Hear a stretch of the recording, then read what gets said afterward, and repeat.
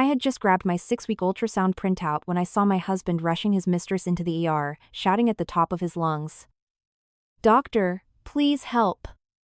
My wife is about to give birth."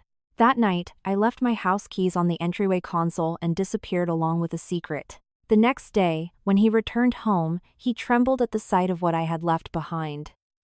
If you find a character in this story particularly striking, please share your thoughts below. And don't forget to like and subscribe to hear more emotional, real-life stories every day. "Doctor, please. Help my wife, she's having the baby." That scream tore through the hospital corridor right at the exact moment the ink on my ultrasound photo was still warm. The tiny letters on the glossy paper, which I hadn't been able to take my eyes off of, suddenly blurred as if someone had just breathed a layer of fog over my face. Intrauterine pregnancy. 6 weeks. My name is Olivia, I'm 29, and I've been married to Michael for nearly 4 years. That afternoon, I had come to Chicago Women's Hospital alone for a checkup because I was 10 days late. My body had been aching with a dull fatigue, my chest felt heavy, and there were occasional cramps in my lower abdomen. Michael had been on a construction site since early morning, and my mother-in-law had always made it clear that having a child was my primary duty, so I hadn't told anyone. I planned to take the results home, wait for Michael to finish dinner, and place this piece of paper on the table in front of him. I thought of it as giving our increasingly cold marriage a chance to soften. But before that chance could even open its mouth, it was smashed against the cold linoleum floor by the words, "My wife is about to give birth." The maternity ER was just down the hall from the outpatient clinic. At first, I only turned my head because of the screeching of stretcher wheels and the urgent shouting of the nurses. People in the waiting area stood up in a commotion. A few heavily pregnant women holding their bellies leaned over to look. Then, I saw Michael. He was holding a heavily pregnant woman in his arms. His dress shirt was untucked, and sweat beaded on his temples, despite the chilly Chicago autumn weather outside. His usually calm, somewhat arrogant face was pale with panic. The woman in his arms gripped his collar tightly, her hair tangled over her shoulders, groaning weakly. "It hurts so much, Mike. It hurts." Her voice wasn't loud, but it was enough for me to hear every syllable. Natalie. That name wasn't unfamiliar. I had seen it pop up on Michael's phone screen during late-night calls. I had heard his dismissive explanations that she was an overly enthusiastic sales rep from a materials vendor who tended to call after hours. At the time, I didn't ask further. Not because of absolute trust, but because there are days when a woman is so exhausted that just securing a peaceful dinner feels like a luxury. A nurse ran up to help support the woman, her voice urgent. "Family member, please go fill out the admission paperwork." "How many weeks is she? Does she have a file here?" Michael still didn't completely let go of her. He leaned down, supporting Natalie's back, and spoke so fast his voice cracked. "Just get my wife inside first. Money isn't an issue. I'll deal with the paperwork later." The word wife slipped out the second time even more easily than the first. The hand holding my ultrasound suddenly went slack. The paper slipped onto my thigh, slid outward, and caught on the edge of my leather tote bag. Its sharp edge gave my skin a paper cut, but it barely stung. Still, I bent down to pick it up as if it were the most important task I had to do in that moment. On the sterile white floor, shadows of people overlapped. A pair of medical clogs rushed past the tip of my shoe. Someone yelled, "Clear the way." Someone else asked, "Did the husband sign the consent forms?" All those sounds rolled into a bizarre, chaotic ball of noise. As for me, I sat frozen on that blue plastic chair, my spine rigid, a lump in my throat like I had swallowed a stone. Michael didn't see me, or maybe he simply didn't think I could be sitting there. He was less than 30 feet away. His gray wool coat was draped over Natalie's shoulders. The hand that had once held mine at the courthouse to sign our marriage license, the hand that had clumsily peeled shrimp for me during our first year of marriage, was now gripping another woman's wrist so tightly, terrified that if he let go, she would vanish. The nurses rolled Natalie inside. Michael walked right beside the gurney, leaning down to whisper, "It's okay, I'm right here. Just hold on a little longer." Natalie gripped his hand, sobbing, Don't leave me. I won't. Those 3 words were as light as a breath, yet heavy enough to crush my chest. A young nurse walked past, noticed the paper in my hand, and gently reminded me, "Ma'am, please wait for the doctor to call you in to discuss the results. At 6 weeks, you need to keep your stress levels down. Don't tense up." I looked up at her. My face must have looked terrifyingly strange because she paused. Her eyes flickered with confusion, as if she wanted to ask more, but someone called her from down the hall, and she hurried away. "Keep your stress levels down." I looked down at the words 6 weeks on the printout. Black ink, cold and crisp. Just 10 minutes ago, when the doctor told me the gestational sac was in the uterus, my heart had beaten so fast my palms were sweating. I had even placed a hand over my flat stomach, feeling foolishly shy because there was absolutely no sign of the tiny life growing there. In my head, I had pictured Michael's face. I imagined he would freeze for a few seconds, then maybe smile, maybe be at a loss for words, or maybe clumsily ask what I needed to eat or avoid. Even though we had drifted apart over the past 4 years, I had still naively hoped this child was arriving at just the right time. Not as a chain to bind anyone, but as a small light in a house that had been dark for too long. It turned out, that light was only shining for me. Through the glass window of the ER doors, Michael's silhouette flickered. He was leaning over the counter, signing something. A nurse handed him a pen, and he took it, writing rapidly without reading, asking continuously, "Is she in danger? Does she need a C-section right now? The mother and the baby both need to be safe. The mother and the baby." I suddenly let out a very soft laugh. The sound scraped out of my dry throat, so small it was swallowed by the automated voice on the PA system. "Patient Olivia, room 3. The speaker called my name once, then twice. The woman sitting next to me nudged my arm. "Honey, it's your turn." I stood up, but I didn't walk toward the clinic room. My feet took a step backward. Then, another. I folded the ultrasound printout in half, then into quarters, the sharp edge pressing into my thumb.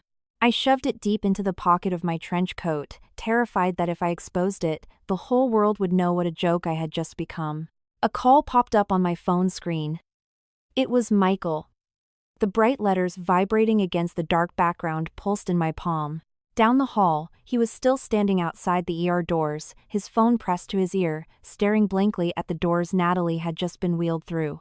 I didn't answer. The call ended, immediately followed by a text message. "I have an emergency at the hospital. I'll explain tonight." I stared at that text for a long time. Maybe he called because he remembered he had promised to take me and his mother out to dinner tonight. Or maybe he just texted out of habit, trying to maintain the facade of a marriage he hadn't yet dismantled. My thumb hovered over the keyboard. I thought about typing, "Who is in there? If she is your wife, then what am I?" The questions flashed through my mind, each sharper than the last, but ultimately, the screen only reflected my bloodshot eyes. I locked the phone and dropped it into my purse. The ER doors swung open. A male doctor stepped out and asked something. Michael immediately stepped forward, his body tense. He listened, nodded frantically, and then turned back to the admissions desk. The distance between us had never been this short, yet it had never been so impossibly far. A middle-aged woman sitting across from me watched Michael and whispered to her companion, "Look at how much that man cares for his wife." Carried her right into the ER, looking pale as a ghost. The other woman replied, "Men like that are hard to find these days." I lowered my eyes, my fingernails digging into the leather strap of my tote bag until my knuckles turned white. The physical pain in my fingertips helped me withstand the agonizing pain in my chest. No one knew I was the legal wife of that man. No one knew that in my coat pocket was a piece of paper announcing the arrival of a child. And no one knew that this child hadn't even had the chance to be acknowledged by its father. I turned and walked toward the elevators. The hospital's glass doors reflected a woman in a beige trench coat, hair tied back loosely, looking ghastly pale. I didn't look like a woman who had just received joyous news, nor did I look like someone who had just been betrayed. I just looked like a lost patient, clutching her bag, walking carefully as if tripping would cause everything inside her to shatter. When I reached the ground floor, the smell of antiseptic faded, replaced by the scent of car exhaust and the biting chill of the Chicago wind off the lake. Taxis lined up outside the entrance. A young couple was helping each other out of a car. The husband was gently nagging his wife while zipping up her jacket. "I told you to wear a heavier coat, you're always so stubborn." That ordinary sentence made my eyes sting more than Michael's panicked scream earlier. I stood under the awning for a moment, letting the wind whip at my collar. My phone buzzed again. It was Michael. This time, I powered it off. A yellow cab pulled up, and the driver rolled down the window. "You need a ride, miss?" I opened the door, got in, and gave the address of the Grandview condos in Lincoln Park. My voice was surprisingly normal, no trembling, no cracking, no choking. The driver glanced at me in the rearview mirror, silently flicked his turn signal, and pulled into traffic. The hospital receded behind us, its blue and white signs blurring through the glass. In my pocket, the ultrasound pressed against my chest. Every time the cab hit a bump, I pressed my hand against it. Not because I was afraid of losing it, but because I was terrified of forgetting that amidst all this freezing reality, there was still one tiny thing that required me to stay calm. Rush hour traffic was bumper to bumper. Horns blared, delivery bikers wove through lanes, and the cab driver's radio buzzed on and off. The city was as chaotic as always. It didn't slow down a single beat just because someone's heart had shattered. I watched the crowds outside the window. A young girl, holding a bouquet of daisies on the back of her boyfriend's scooter, laughing as she hid her face from the wind. A mother driving her kid home from school, the boy nodding off in the passenger seat. These scenes drifted past like fragments of alien lives. I sat in the back seat, feeling so hollow that I could hear the metallic clinking of the zippers on my purse. By the time I reached our high-rise, it was getting dark. Jim, the doorman, was watching a football game on his phone at the front desk. Seeing me, he looked up and smiled. "Hey, Mrs. Davis, home early today?" I nodded. "Yes, I'm feeling a bit under the weather. Mr. Davis isn't back yet. Actually, earlier this afternoon, a pregnant woman came by with him to grab some things. I thought she was family." My footsteps halted in front of the elevator. Jim kept talking, oblivious. She was wearing these pink fuzzy slippers, looked really young. Mr. Davis carried a bunch of baby shopping bags down to the car. "Someone in the family expecting?" The elevator arrived with a soft ding. I didn't answer immediately. A man carrying a cardboard box stepped out, nearly bumping into my shoulder, and quickly apologized. I sidestepped him, listening to my own voice escape with deadpan calmness. "Yes. Something like that." The elevator ascended to the 16th floor, the red digital numbers ticking upward. I stood alone in the enclosed space, looking at my reflection in the brushed steel. My lips had no color. My arms hung limply at my sides, but my fingers were curled inward, gripping something invisible. Our condo was at the end of the hall. Outside, the door sat a snake plant I had bought during our first year of marriage. Back then, Michael had joked, "This plant is low maintenance, just like you. It stays green without needing much care." I used to smile at that. Only later did I realize that some people choose low-maintenance things not out of affection, but because they simply don't want to put in the effort. The keypad code was still our anniversary. I pressed the digits. When the heavy oak door swung open, the familiar scent of our fabric softener hit me, but it was tainted with the cloyingly sweet scent of a strange perfume. The motion sensor lights flicked on, illuminating the oak shoe rack. My black flats were on the bottom shelf next to Michael's Oxfords. But right above them, exactly in the spot where I usually left my house slippers, sat a pair of brand new, fluffy pink slippers, a size smaller than my feet. They even had two soft white bows on the toes, looking so clean they might have been taken out of a shopping bag that very morning. Those pink slippers were in my spot. In this house, Michael rarely paid attention to minor details. He couldn't remember what color my bath towel was, what perfume I was allergic to, or which drawer I kept the spare keys in. But the shoe rack was different. His mother, Eleanor, had taught me on my very first day as a daughter-in-law that a home must be pristine, and guests judge a woman's worth by how neat the entryway is. I had kept that shoe rack immaculate for 4 years, yet just by placing a single pair of pink slippers there, the entire condo suddenly felt foreign. The door clicked shut behind me. I bent down and took off my shoes. I didn't put on the pink slippers, nor did I grab my own. I walked onto the cold hardwood floor in my socks. The freezing sensation traveling from the soles of my feet to my knees sobered me up. The living room lights were on. Michael's navy suit jacket was slung casually over the arm of the sofa. Next to it was a pale pink silk scarf, pulled softly on the cushions as if carelessly dropped. I stared at it, realizing the sweet perfume in the air was radiating from it. Not my scent. On the coffee table sat a half-empty glass of expensive organic juice. Next to it was a shopping bag from a high-end baby boutique. Inside, I could see pacifiers, burp cloths, and some pastel blue newborn mittens. A crumpled receipt was shoved haphazardly into the bag, a corner sticking out. I pulled it out. Customer. Natalie. The phone number printed was the exact business-only secondary number Michael claimed to use for vendors. The date of purchase was this morning. I placed the receipt back perfectly. My hands weren't shaking like I expected. Perhaps when someone stabs you in the chest at a hospital, the little paper cuts you get back home only serve to confirm that the knife was, indeed, real. In the kitchen, a pot of homemade chicken soup was simmering on the induction stove. Next to it was a plate of sliced ginger and some organic free-range eggs in a basket. Eleanor had once lectured me that a woman who just gave birth needs meticulous care, hot broths, and absolutely no drafts.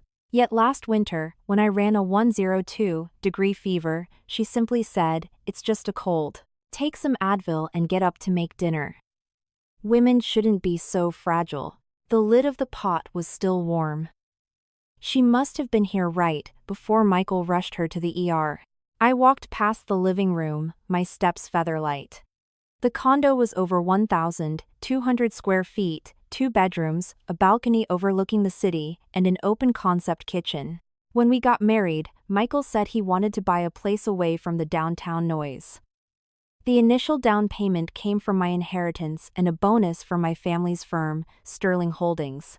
But when doing the paperwork, Michael suggested we put both our names on it to avoid keeping score. I trusted him.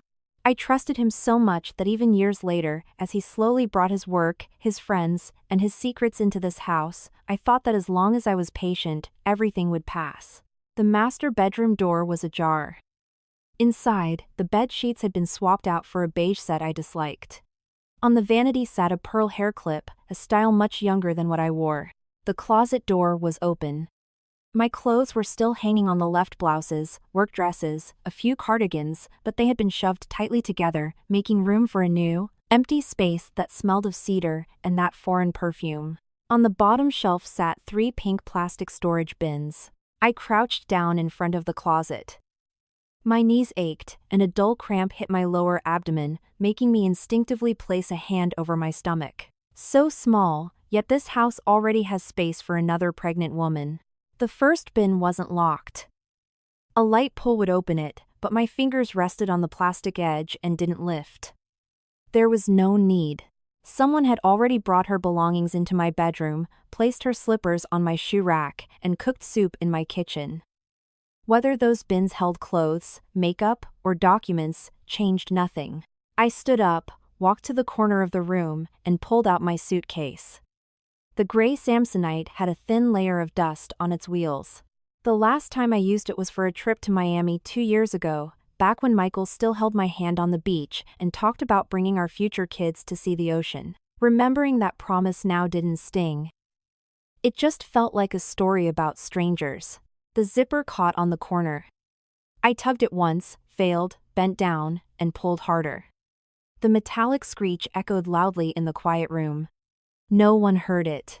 This was the house where I used to be terrified of dropping a bowl because Eleanor would call me clumsy. Now, the silence allowed me to neatly pack myself right out of it. I folded my clothes methodically. I chose simple things to last me a few days: a coat, underwear, a few work suits, my insurance card, and my ID. From the nightstand drawer, I pulled out my passport, social security card, a certified copy of our marriage license, and a few credit cards. I shoved them all into my tote bag. I took the ultrasound printout out of my pocket. Under the warm yellow light of the bedroom, I looked at it. Pregnancy 6 weeks, sitting among medical jargon. The doctor had written a note, return in 2 weeks, take folic acid, avoid stress. I exhaled softly, folded the paper more carefully than I had at the hospital, and slipped it into a zipped pocket in my purse. On the nightstand sat our wedding photo.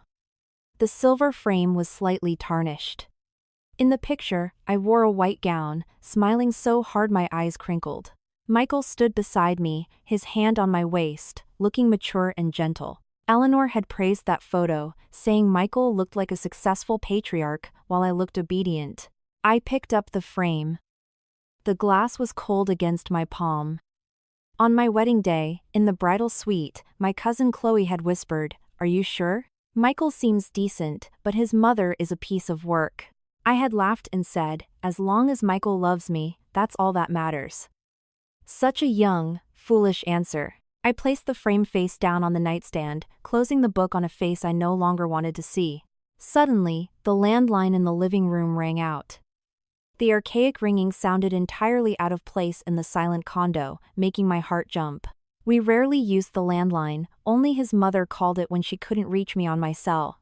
I stood in the bedroom and let it ring 7 times before it stopped. A moment later, my cell phone lit up. Mother-in-law. I watched the screen until the call went to voicemail. Instantly, an audio message was delivered. "Olivia, where are you and why aren't you answering? Michael is busy at the hospital, don't you dare throw a tantrum right now. We have joyous news in the family. As a wife, you need to know your place and be accommodating." I didn't listen to it a second time. I just took a screenshot, saved the audio, and moved it to a new folder named Records. Seeing that word on my screen made me pause.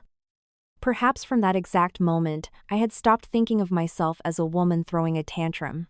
A woman throwing a tantrum expects to be coaxed. I was gathering evidence, securing documents, and packing up whatever dignity I had left. I scrolled down my contacts to Martha, housekeeper.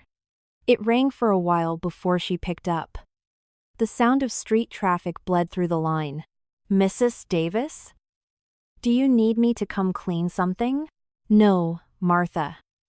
I looked around the room one last time, speaking slowly.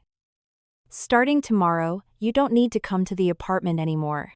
I'll Venmo you this month's full pay. Plus 2 extra weeks as severance." Martha was silent for a few seconds. "Is something wrong, ma'am?"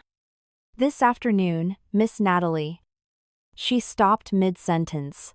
I didn't ask how she knew Natalie's name. The people hired to clean your house are usually the ones who see the things you try hardest to hide, they just aren't allowed to speak on it. "It's fine, Martha." My voice was calmer than my own thoughts. "If Michael or his mother asks, just tell them the truth that I called you tonight and let you go. Don't add or subtract anything. Please don't get caught in the middle of our family issues." Martha let out a very quiet sigh. "Take care of yourself, Mrs. Davis.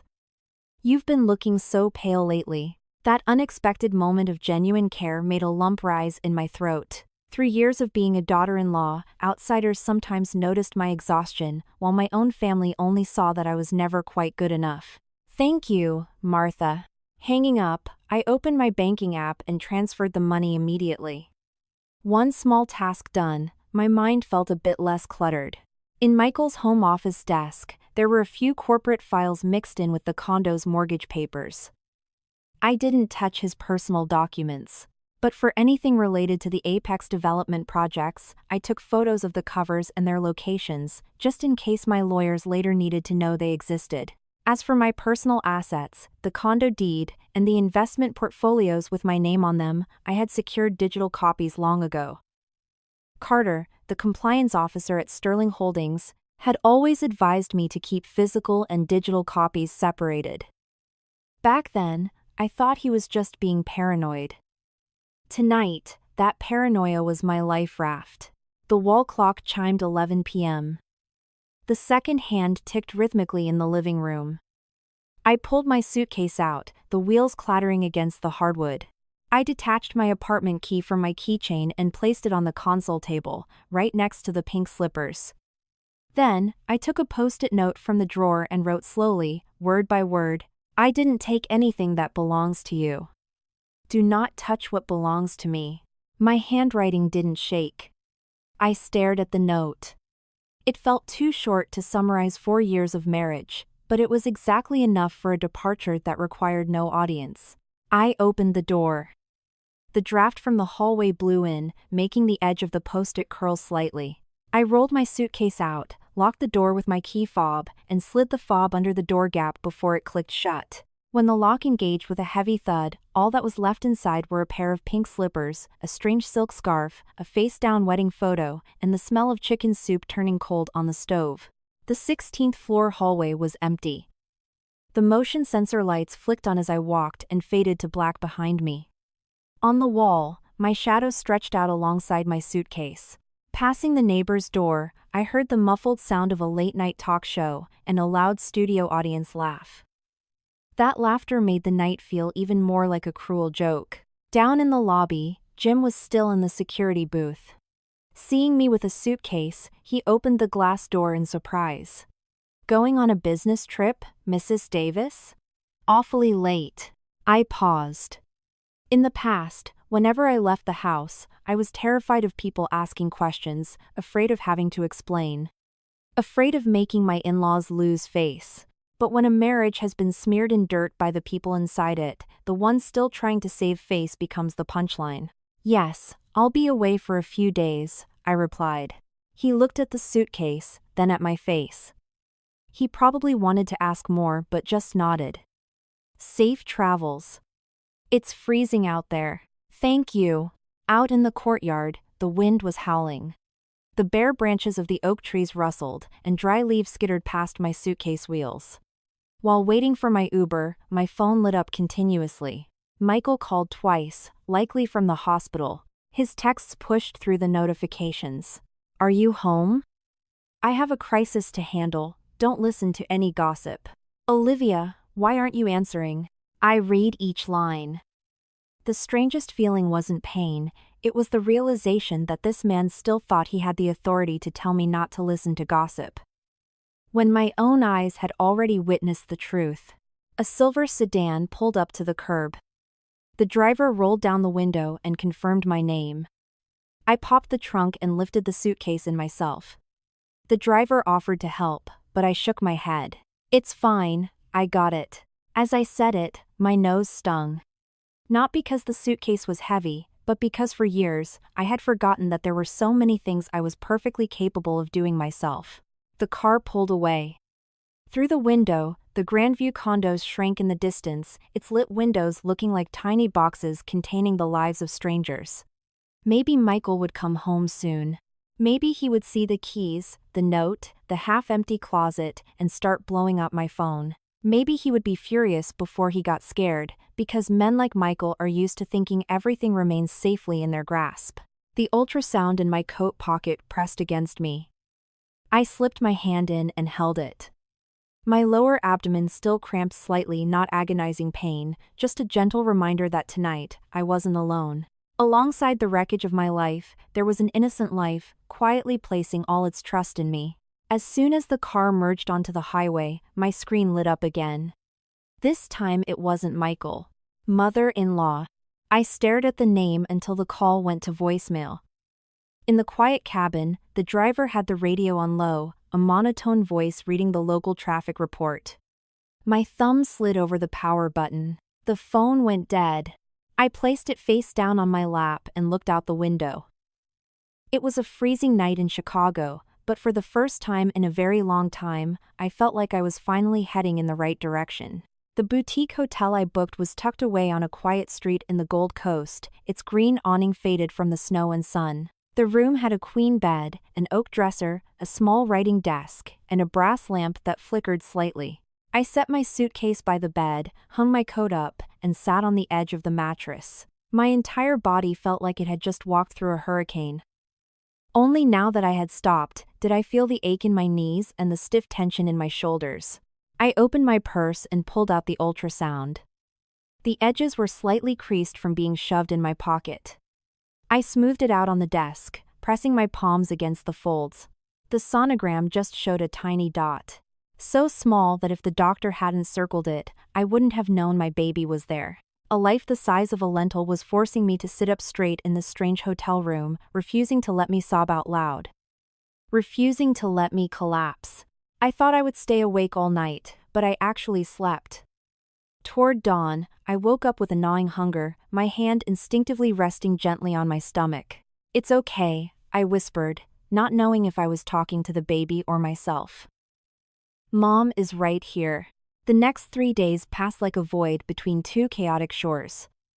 In the mornings, I walked to a corner diner for oatmeal or a breakfast sandwich. The waitress recognized me quickly, always asking, "No onions, right, hun?" I would nod, pay, and bring the food back to my room. In the afternoons, when the wind died down, I walked along the lakefront. Old folks jogging, kids riding tricycles. Vendors bundled up by their hot dog stands. Life marched on effortlessly, entirely unbothered by the fact that a woman had just abandoned her house keys on a shoe rack. On the 4th day, I turned my phone back on.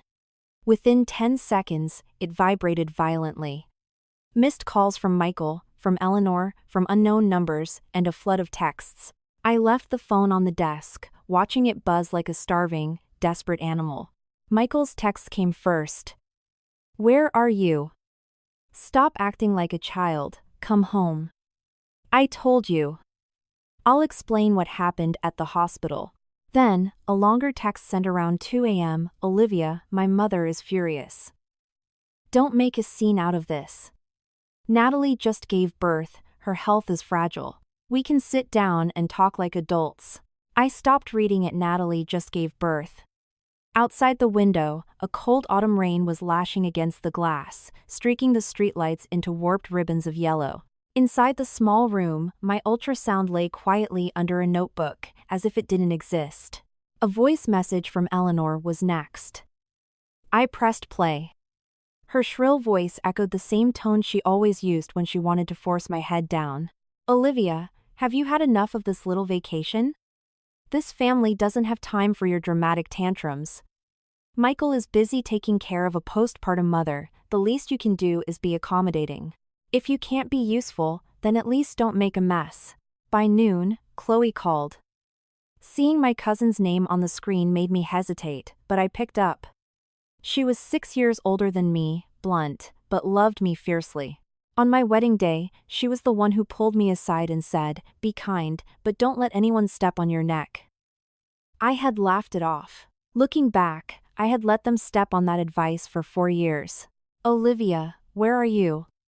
Are you safe?"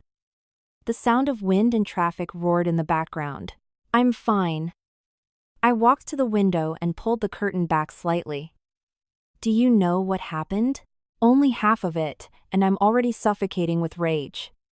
She lowered her voice, likely stepping into an alley. Today, Michael's family threw a celebratory lunch for the baby boy at Eleanor's estate in the suburbs. But Eleanor brought you up in front of everyone, saying nasty things. The glass of water in my hand tapped lightly against the windowsill. "What did she say?" Chloe went quiet. That silence told me the answer wasn't going to be easy to digest. She said it takes good karma to get a grandson, and that some women can be married for years with a dead womb. Then the aunts chimed in, saying if a woman is infertile, she should know her place and step aside for someone who can actually produce an heir. The rain outside poured harder. A passing car splashed through a puddle, the rushing water echoing loudly. I watched the water trace down the glass, my throat turning bone dry. Chloe continued, suppressing her anger, "I wasn't there." Aunt Laura sent photos to the family group chat. That's how I found out. There are photos of that girl, Natalie, sitting in Michael's living room holding the kid. Eleanor is standing next to her, beaming like she struck gold. It makes my skin crawl. My phone buzzed. Chloe had forwarded the photos via iMessage. I opened them. Eleanor's grand living room was brightly lit. The dining table was covered in catered food, roast beef, salads, a massive floral arrangement. Natalie was sitting in the center of the leather sofa, wearing a light cardigan, her hair tied back loosely. In her arms was a baby wrapped in a blue blanket. Michael was sitting diagonally from her. He wasn't smiling overtly, but his eyes were fixed on the child. Eleanor stood behind Natalie, a hand resting proudly on her shoulder. Another photo zoomed in on the coffee table. There was a custom bakery cake, with blue frosting, welcome the heir to the Davis family. I zoomed in closer on the first photo. Draped over Natalie's shoulder was the exact same pale pink silk scarf that had been left on my living room sofa. The same scarf, the same perfume. Everything in my life, without anyone needing to confess, was speaking for itself. "Liv, are you still there?" Chloe called out. "Yes. Don't look at the family group chat if they add you. Those hags are toxic. Seriously, don't go back there right now. If you need me, I can come to you."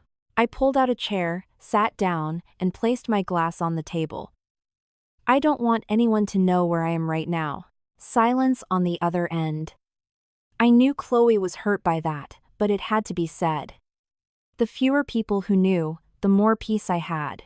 Not because I was scared of Michael finding me, but because I wasn't ready for anyone to pull me back into their screaming matches. A woman who is 6 weeks pregnant has no business standing in her in-laws' living room trying to prove she knows how to bleed. Chloe exhaled heavily. "Fine. But at least promise me you're eating properly. Do you have money? I can wire you some. I have money." I glanced at the suitcase against the wall. I took my documents and my cards. "Liv," her voice softened. "You're hiding something from me, aren't you?" My hand moved to my stomach. Beneath my thin wool sweater was a tiny, silent space, smaller than the profound humiliation expanding in my chest. "I am. But I'll tell you when I'm more stable." Chloe didn't push. "Okay. As long as you're taking care of yourself. Don't forget that just because one family is trash, it doesn't mean you don't have real blood relatives who love you." After hanging up, I sat at the table for a long time.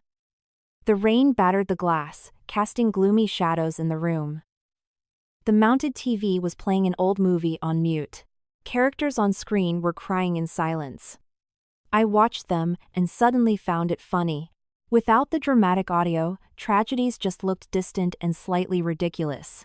My phone buzzed again. This time it was an unknown number, sending an SMS. "Mrs. Davis, it's Martha. I don't know if I should text you, but yesterday, Mrs. Eleanor said, if you don't come back soon, they're going to let Miss Natalie use all your things in the condo. She said if you can't deliver, you should know when to bow out." It made me sick to hear, so I wanted to warn you. Please take care of your health. I read the text twice. Martha probably debated for hours before sending that. A hired cleaner knew what crossed the line, yet the woman who used to call me her daughter-in-law did not.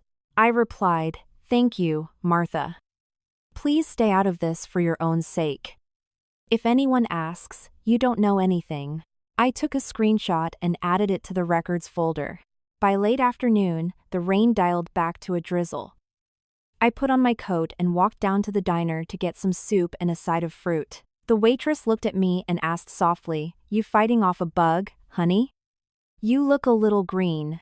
"Just a bit under the weather," I smiled tightly. She ladled an extra scoop of soup into the takeout container on the house. "Eat it while it's hot. Warms the soul." That casual kindness from a stranger made my eyes well up. I paid, tipped heavily, and carried the bag back. The hotel's old elevator hummed slowly, smelling of industrial floor cleaner and stale cigarette smoke. When the doors opened on the 4th floor, my phone dinged with a new text. "Michael, are you at Chloe's? I'm coming to pick you up." "Liv, I know you're angry, but this isn't what you think." I stood in the hallway, staring at the phrase "isn't what you think." He called another woman his wife in the hospital. Her slippers were in my spot. She was holding a baby dubbed the Davis heir in his mother's living room. If all of that still wasn't what I thought, then he simply wanted me to stop thinking altogether. I opened the text box, typed a sentence, deleted it. Typed another, deleted it again. Ultimately, I didn't reply. Silence isn't always a sign of weakness. Sometimes, it's refusing to hand the other person words they can twist. That night, after forcing down half the soup, I opened my laptop. It was an older model, the keys shiny from use. My inbox was full of unread corporate emails. I bypassed them all and searched for Carter's email address. Carter was the senior compliance officer at Sterling Holdings, my family's firm. He was the one who frequently sent me documents to sign whenever Sterling entered joint ventures or acted as a guarantor for Michael's company, Apex Development. We weren't close friends, but he was incredibly sharp.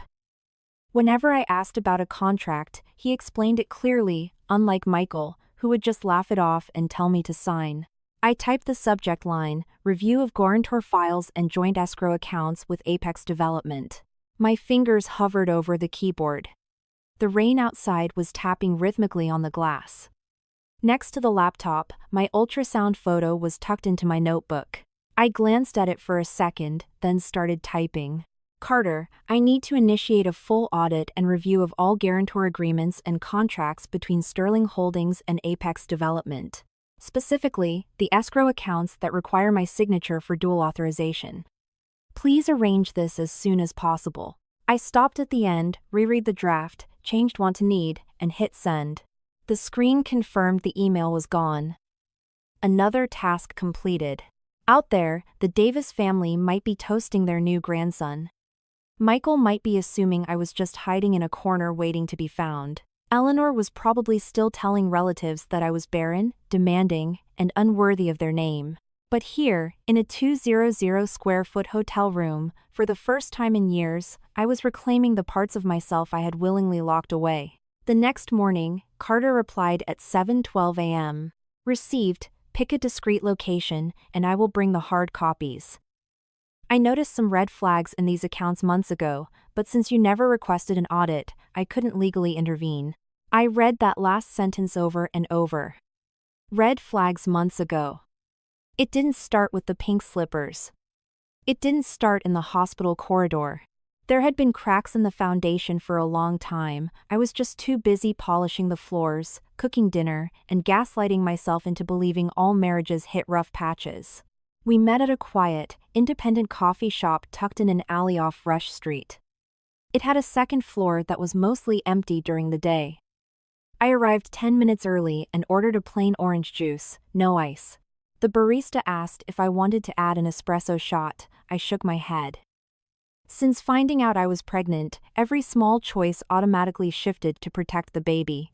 I set up my notebook, pen, laptop, and fully charged phone. My tote bag sat on the chair next to me, the ultrasound and my IDs tucked safely in a zippered compartment. I wasn't wearing anything flashy, just a gray cashmere sweater and black slacks. The mirror by the stairs showed I was still pale, but the swelling around my eyes was gone.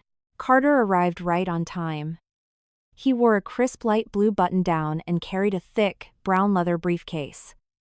Seeing me, he paused. He likely noticed my appearance was drastically different from the days I signed papers in the Sterling boardroom, playing the part of the leisurely, unbothered corporate wife. "Are you holding up?"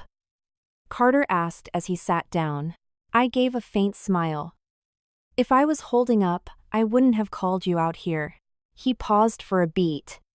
The waitress brought my juice and his black coffee. Once she left, he unlatched his briefcase and pulled out several color-coded folders. "I'm going to give it to you straight," Carter said, keeping his voice low. The relationship between Sterling and Apex isn't just standard B2B contracts. Over the past 3 years, Apex has leveraged Sterling's credit rating to secure bonds and joint ventures on at least 4 major commercial builds. 2 of these operating accounts require your dual authorization signature to release funds. But practically speaking, Michael's team has been running the show. I looked at the first file. The cover read, Project Horizon, Medical Tech Procurement and Clinic Renovation. My signature was at the bottom, right next to Michael's. The ink was blindingly familiar. It was signed 2 years ago. I remembered that night. Michael had brought the folder to the kitchen island while I was clearing plates. He said it was just a formality to keep the books clean since the guarantor capital technically tied back to my family's firm. Eleanor had been watching TV in the living room and scoffed, "What do women know about corporate ledgers? If your husband tells you to sign, just sign. He's making money for this family." I had washed my hands, dried every finger, and signed it. It turns out, there are signatures that make no sound at the time, but quietly weave a noose for your neck years later. Carter slid a ledger across the table. "This is the cash flow for Project Horizon. By contract, the advance funds were restricted to medical equipment, materials, and union labor. But Apex diverted a massive chunk to 3 material vendors that were not on the approved vendor list. The billing rates were 20 to 35% above market value. Who owns those 3 vendors?" I asked. "I haven't pulled the full LLC filings yet, but one of them lists Eleanor's nephew as the registered agent." The orange juice sat untouched. A piece of pulp floated on the surface, slowly spinning from when the barista stirred it. I watched it.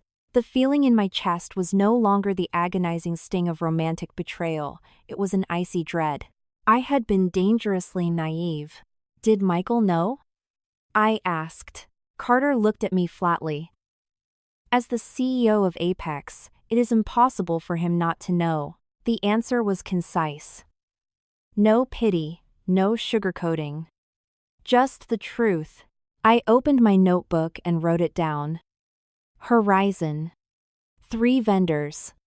Inflated prices. Dual escrow. Sterling guarantor. My handwriting started out shaky, but steadied as I went. Carter moved to the second folder. The Oakwood project has similar red flags. Plus, there are several invoices for consulting services that look like ghost companies. If an independent auditor gets in there, they'll demand an immediate reconciliation. So, if I demand an immediate freeze on all transactions requiring my authorization, what happens? It is your legal right, Carter replied instantly.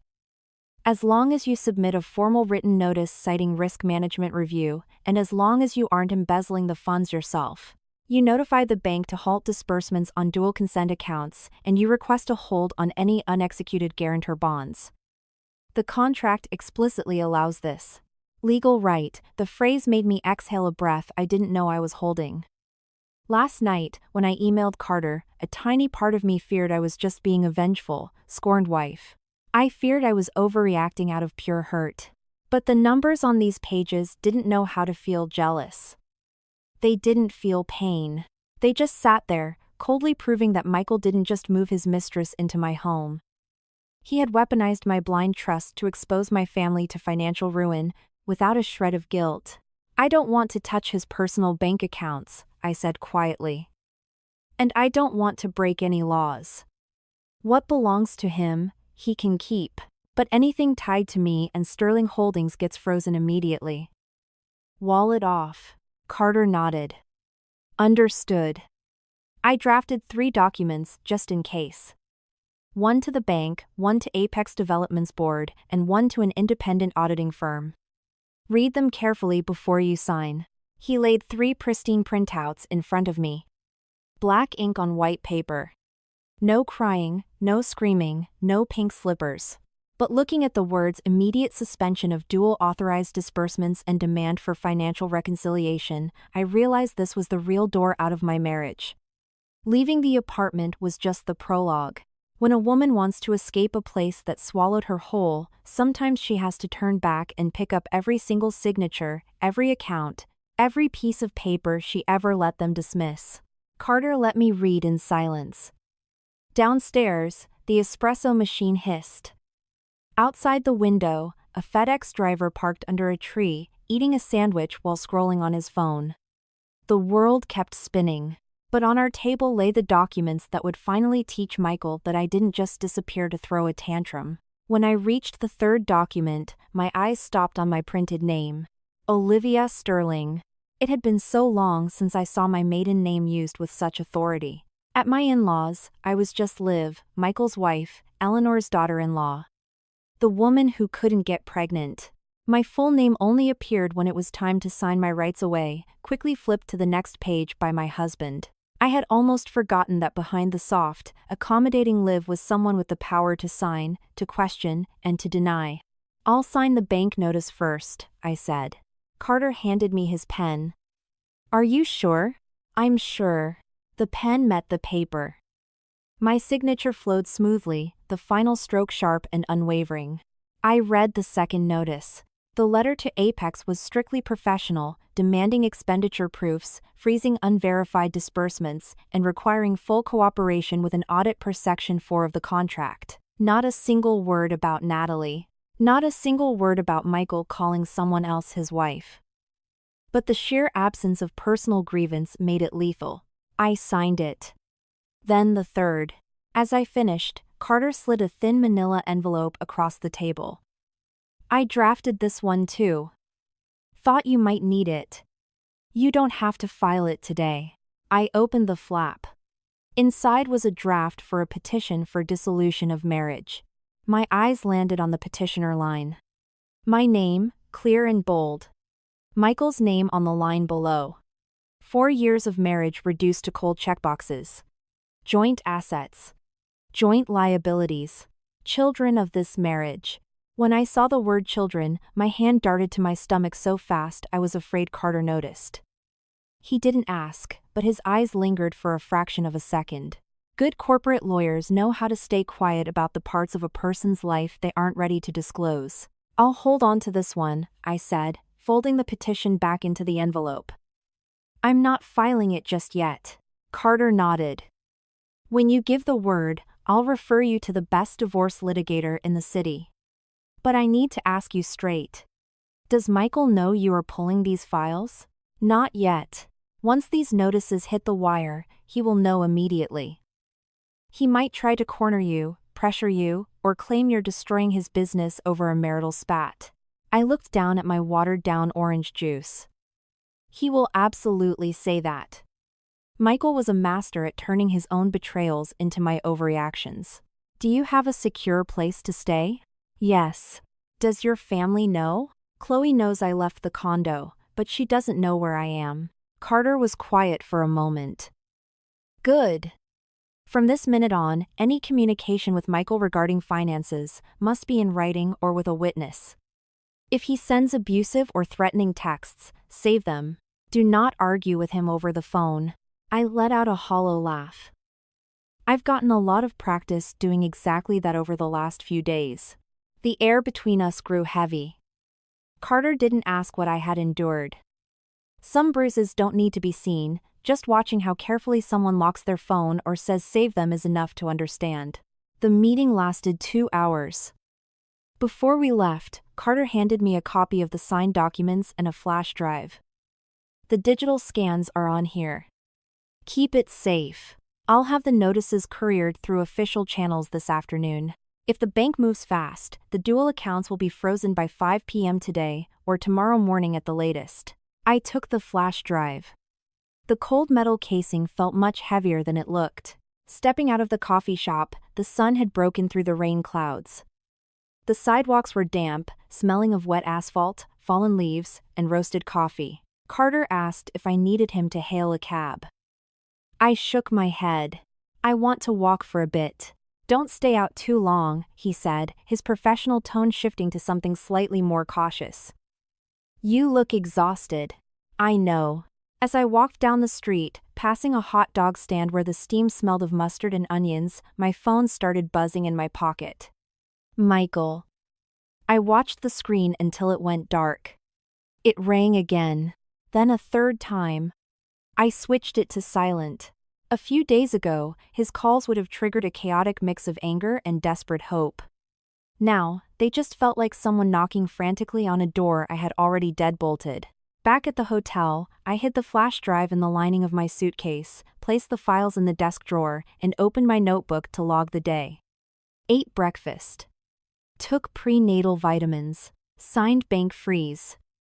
Ignored 3 calls. These simple, bulleted lists kept me anchored.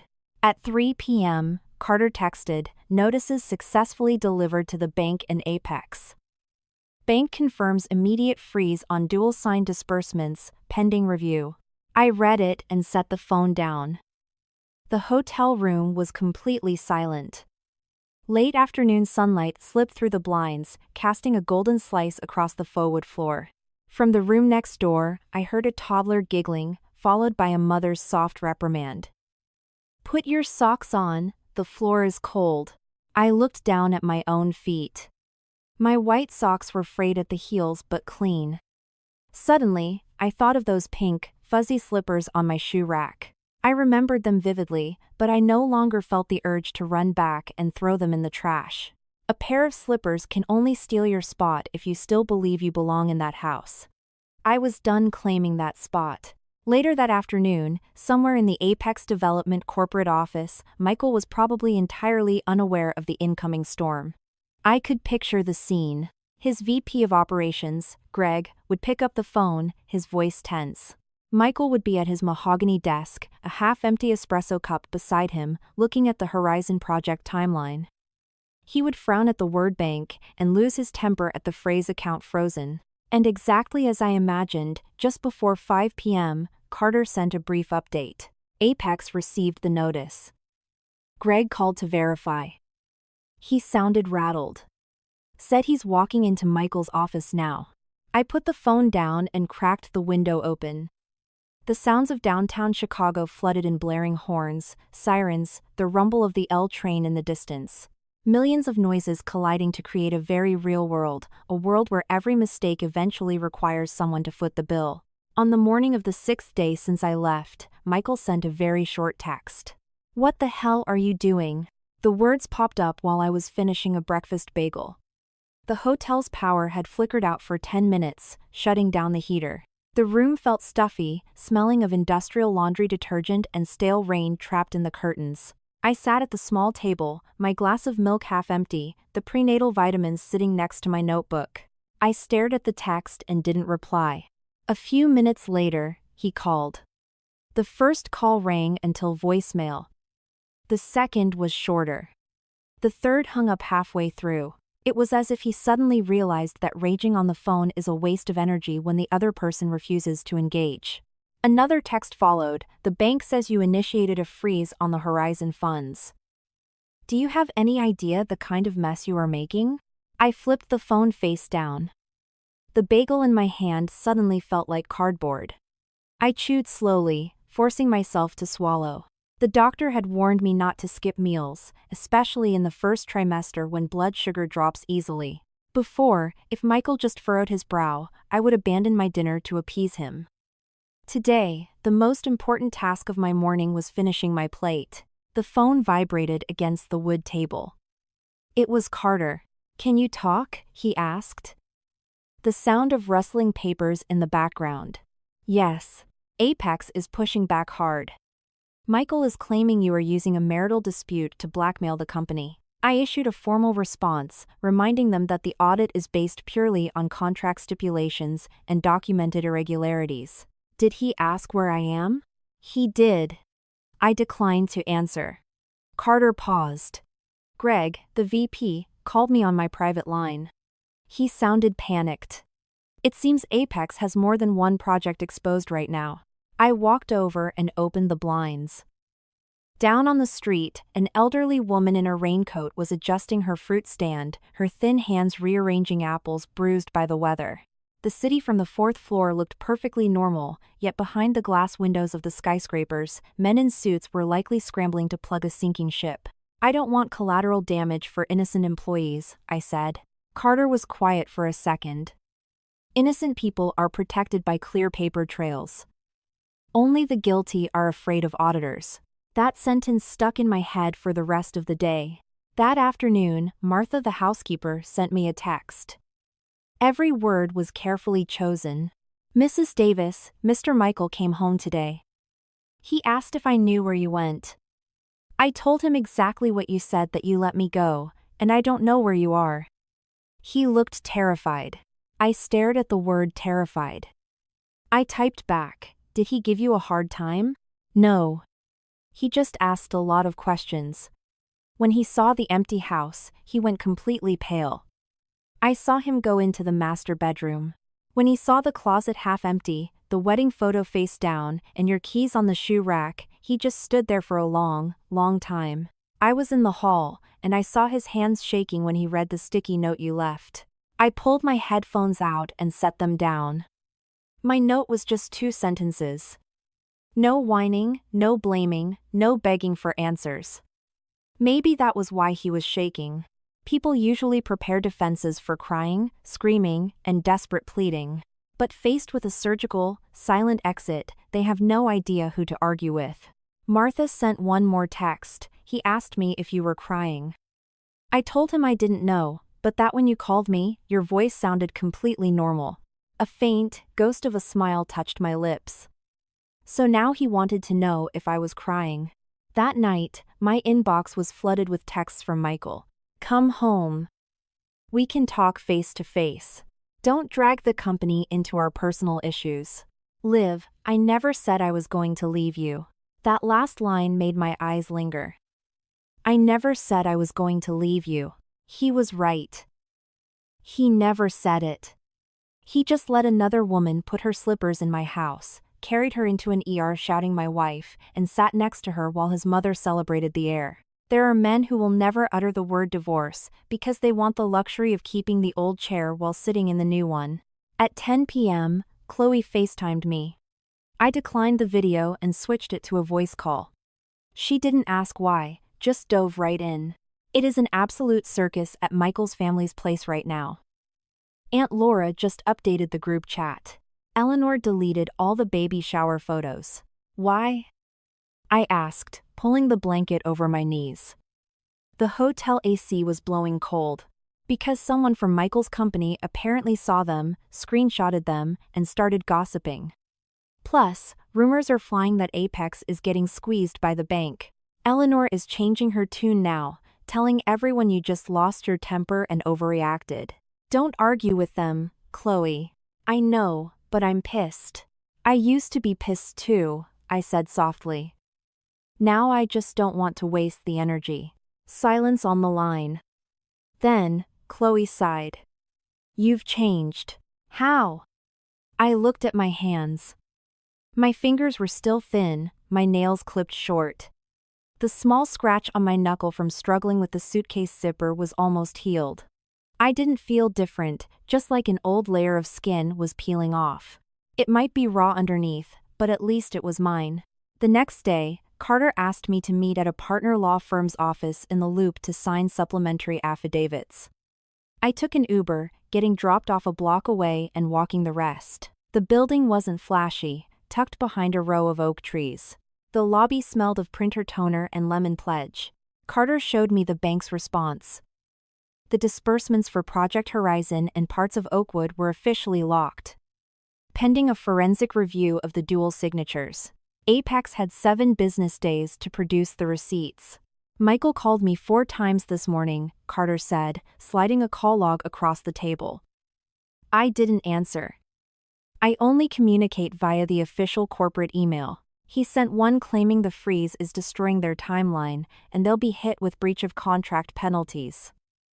He demanded you sign the release immediately. I picked up the printed email. Michael's corporate tone was radically different from his texts, polite, measured, packed with legal jargon. But beneath the corporate speak, it was the same old arrogance. I need you to sign, so you must sign. And if I don't? I set the paper down. We wait for the audit. Once the receipts are cleared, we proceed. Carter nodded, anticipating my answer. Just then, Carter's phone lit up. He glanced at it and frowned. Greg from Apex just forwarded me a leaked internal email. Someone sent an anonymous blast to the entire Apex executive board. Carter opened his laptop. I sat across from him, listening to the hum of the AC. A screenshot appeared on the screen. It was a spreadsheet of material invoices, vendors, payment amounts, and approval dates. The final column showed Michael's digital signature with red annotations added to specific rows. Steel priced 32% over market rate. Equipment paid in full but never received. Vendor address matches CEO's family member. The room went dead silent. I could hear the ticking of the wall clock. Greg sent this to me because he's terrified of taking the fall. Carter said. He said this file was just emailed directly to Michael as well. I stared at Michael's signature on the spreadsheet. Bold, slightly slanted. I had seen it hundreds of times on our mortgage, on anniversary cards, on checks. I used to think a man who signed his name with such force was someone who could carry the weight of the world. Later, I learned that some men sign forcefully because they believe someone else will always clean up their mess. He's going to think I sent it, I said. Probably. Carter closed the laptop. But the messenger doesn't matter if the data is real. This isn't just a divorce dispute anymore. That sentence hung over the table, a definitive period to the final illusion I had left. By the time I left the law firm, the rain had stopped. On my walk back, Michael called 11 times. The texts were unhinged. Where are you? Did you send that anonymous email? Olivia, are you trying to destroy my entire company? Everything I did for this family. That last line made me stop dead in the middle of the sidewalk. A woman walking behind me bumped my shoulder, mumbled an apology, and hurried on. I stood under the awning of a CVS, staring at the words for this family. The family he moved another woman into. The family his mother used to host a party for a child that wasn't mine. The family he invoked while demanding I blindly sign off on fraudulent money while I was sitting in a hotel room, 6 weeks pregnant. My thumb hovered over the keyboard. This time, I typed one sentence and hit send. For anything legal, communicate through official channels. The text delivered. It showed read instantly. But he didn't type back. I dropped the phone in my purse, walked into the CVS, and bought another bottle of folic acid. When I paid, I caught my reflection in the security mirror. My eyes were a little bloodshot, but my posture was straight. That evening, Carter forwarded me a new email from Greg. It was just a few lines. Michael ordered IT to track the IP of the anonymous sender, but the whole executive board knows we have an emergency meeting tomorrow morning. He is losing his mind. I closed my laptop. Outside, the street lights reflected in puddles on the asphalt. The hotel room was still small, the bed still unfamiliar. But for the first time in days, I no longer felt like I was the one being chased out of my own life. The next morning, the first text I received wasn't from Michael. It was a forwarded message from Carter. Apex is in full crisis mode. The Oakwood partners are refusing to sign off on inspections. The bank is demanding supplemental disclosures. Michael is screaming at everyone in the office. I read the text while sitting in the waiting room at the OBGYN clinic. The morning rush was loud names being called, babies crying, rubber soles squeaking against linoleum. Across from me, a husband was awkwardly trying to peel the lid off a yogurt for his pregnant wife, spilling some on his hand. She laughed and scolded him gently, "I told you to go slow." I watched them for a moment, then looked down at my chart. My phone buzzed constantly, but I kept it on silent. Today, I needed to listen to my doctor more than the men panicking over the consequences of their own actions. The ultrasound was quick. The screen showed a dot barely larger than a pinky nail. The doctor printed a photo, told me to rest, eat well, avoid stress, and come back in 2 weeks to hear the heartbeat. "Is your partner here with you?" she asked, writing in my file. I shook my head. "No. I'm alone." She paused and gave me a long look. OBGYNs have a unique gaze. They've seen every type of woman walk into this room. The pampered ones, the abandoned ones, the ones crying tears of joy, and the ones holding a positive test with ghost white faces. Then you need to take extra care of yourself. Any sharp pains or bleeding, you head straight to the ER. Do not try to tough it out. I nodded, taking my file. As I walked out of the clinic, Carter texted again. "Are you done at the doctor?" Things just blew up on the other side. "You need to sit down for this." I found a quiet corner at the end of the hall, next to a vending machine and a dusty fake ficus plant. I bought a bottle of water, then opened the message. It was a screenshot of a text from Greg. "Carter, can't talk on the phone. Michael is desperately looking for Natalie.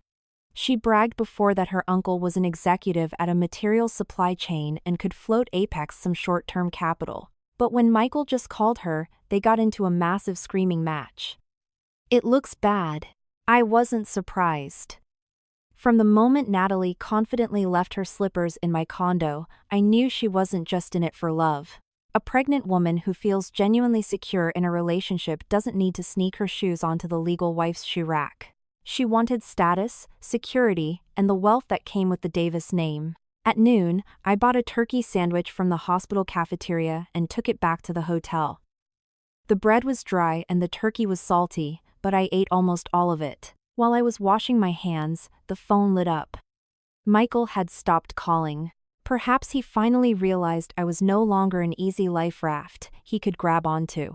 At 3 p.m., Carter called. I just heard the rest from Greg. Michael drove out to Eleanor's suburban house, where Natalie is recovering. He was going to beg her to call her uncle for the capital. The whole thing exploded right there. I sat on the edge of the bed. The blinds were open, casting a pale yellow square of sunlight on the floor. What exploded? Carter hesitated. The baby isn't Michael's. I said nothing.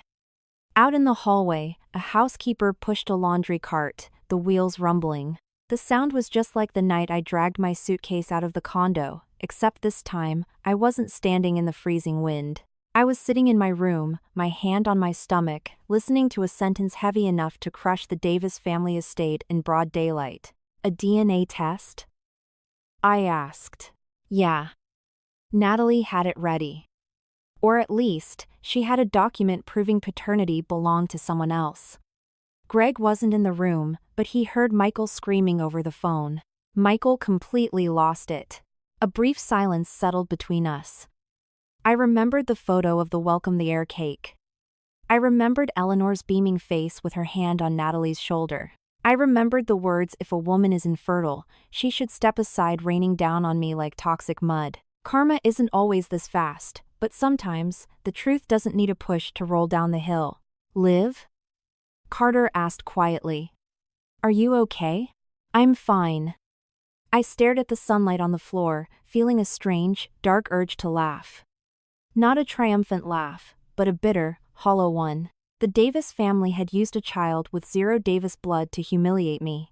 Meanwhile, the child who actually carried Michael's blood, if I ever chose to tell him, was sitting quietly in my womb, completely unacknowledged by them. I didn't mention the pregnancy to Carter. It wasn't the right time. Later that evening, Chloe called. She didn't beat around the bush. Did you hear? I heard about the baby. The whole neighborhood knows. Aunt Laura said it was a madhouse. Natalie packed a bag, grabbed the kid, and tried to walk out. Eleanor tackled her, screaming bloody murder. Michael just stood there like a zombie. Chloe's voice was a mix of fury and grim satisfaction, though she tried to rein it in. I swear, I don't want to laugh at a baby's expense. The kid is innocent, but the way they dragged you through the dirt to put that child on a pedestal. Hearing this just makes me want to scream. The baby is innocent, I agreed softly. It's the adults who are guilty. They used a child as an excuse to do something filthy. That thought kept me sitting in silence long after the call ended. That night, Greg sent Carter a more detailed account. It seemed the VP was aggressively trying to distance himself from Michael's sinking ship. Carter asked if I wanted to read it. I said yes. Greg's text wasn't poetic, just a raw play-by-play, but it painted the scene in Eleanor's living room vividly. Michael had burst in, shirt wrinkled, phone in hand. Eleanor was rocking the baby, yelling at a nanny for mixing the formula too thin.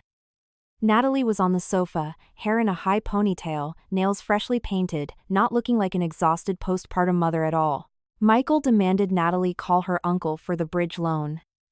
Natalie allegedly laughed and said, I only told you that when you had money, Mike. Did you really believe me? Michael didn't believe it at first, thinking she was just playing hard to get. But Natalie cut to the chase. She was a nobody. No rich parents, no banking uncles. She just said what he wanted to hear. Eleanor dropped the baby bottle and shrieked. How dare you speak to him like that? We took care of you, your whole pregnancy. Who do you think you are? Natalie shot back. Were you taking care of me? Or your precious grandson? Michael demanded to know what she meant. Natalie pulled a crumpled envelope out of her designer bag, a private DNA test. She tossed it onto the coffee table, like an expired coupon. I stopped reading, stood up, and poured a glass of water. The rim of the hotel glass was slightly chipped. I turned the chip outward so it wouldn't cut my lip. A tiny, grounding action that kept me steady. The texts continued. The paper explicitly excluded Michael as the biological father. Natalie didn't name the real father, only referring to him as an older ex-boyfriend named Vic, whom she had been seeing before she latched onto Michael. Michael immediately tried calling Vic. The number was disconnected.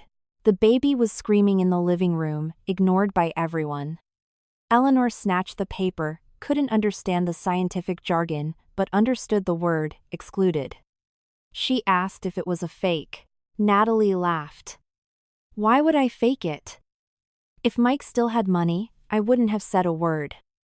But his company is about to go under, and your black card is going to bounce in a week. Why would I stay here? Greg didn't know if Michael hit her or not, but he heard Michael breathing heavily over the phone, his voice cracking. You lied to me. Natalie's response made me put my phone down.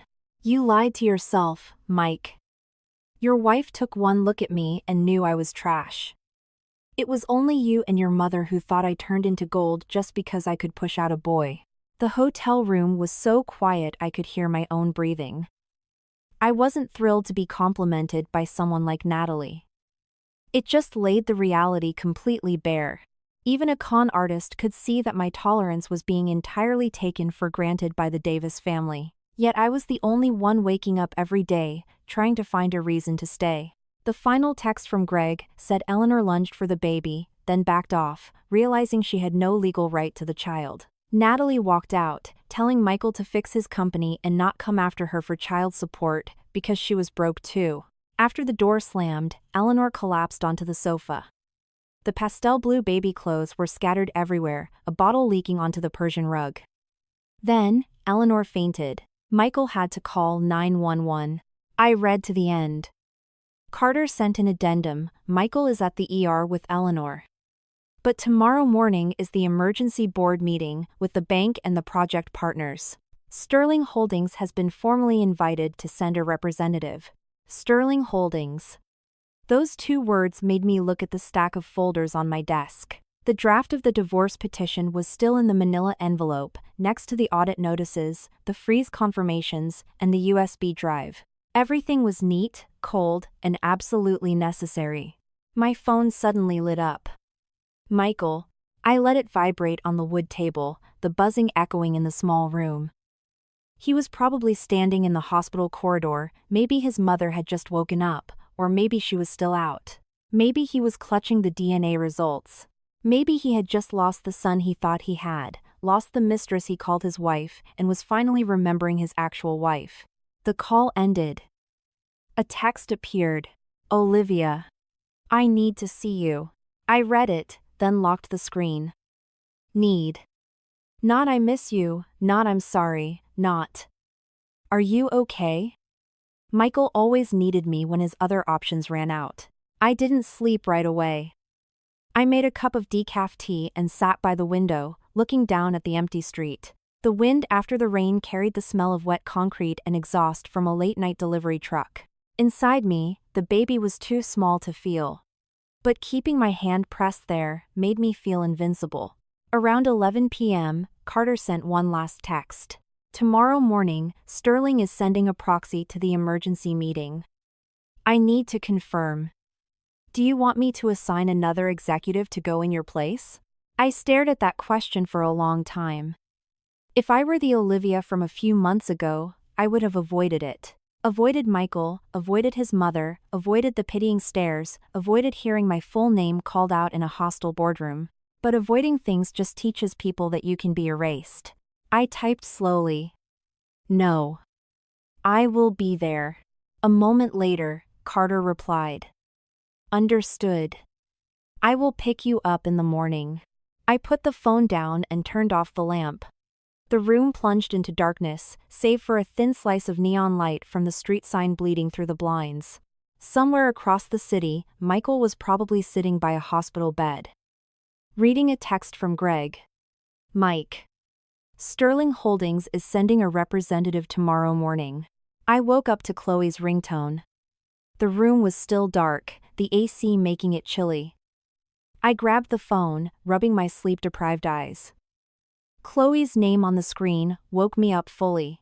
I'm here, I said. I could hear the rumble of a car engine on her end. Liv. I'm asking this first, are you at a hotel or on the move? I'm in my room. What's wrong? Eleanor woke up, but she is definitely not resting. Aunt Laura just texted the group chat. Eleanor threw a fit at the hospital, demanded Michael discharge her, and made him take her shopping to clear her head. I can't even comprehend the delusion. I sat up, pulling the blanket around my shoulders. My stomach felt heavy, but no cramps. The vitamin bottles and water were lined up neatly on the nightstand. She just fainted yesterday, I said. Yeah, but you know how she is. The more face she loses, the more she has to prove she hasn't been defeated. Chloe was right, it was so accurate I had no response. Eleanor lived for the validation of others. Dinner had to be a lavish feast, so relatives would praise her cooking. Purses had to be designer, so her friends knew her son was wealthy. The grandchild had to be a boy so the whole country club knew her bloodline was secure. As those pillars collapsed, her biggest fear wasn't bankruptcy. It was losing the title of the untouchable matriarch. Don't monitor them so closely, I told Chloe. Let them drown in their own mess. I know, but you need to know, because they are going to try and drag your name into this. People like that never take the blame.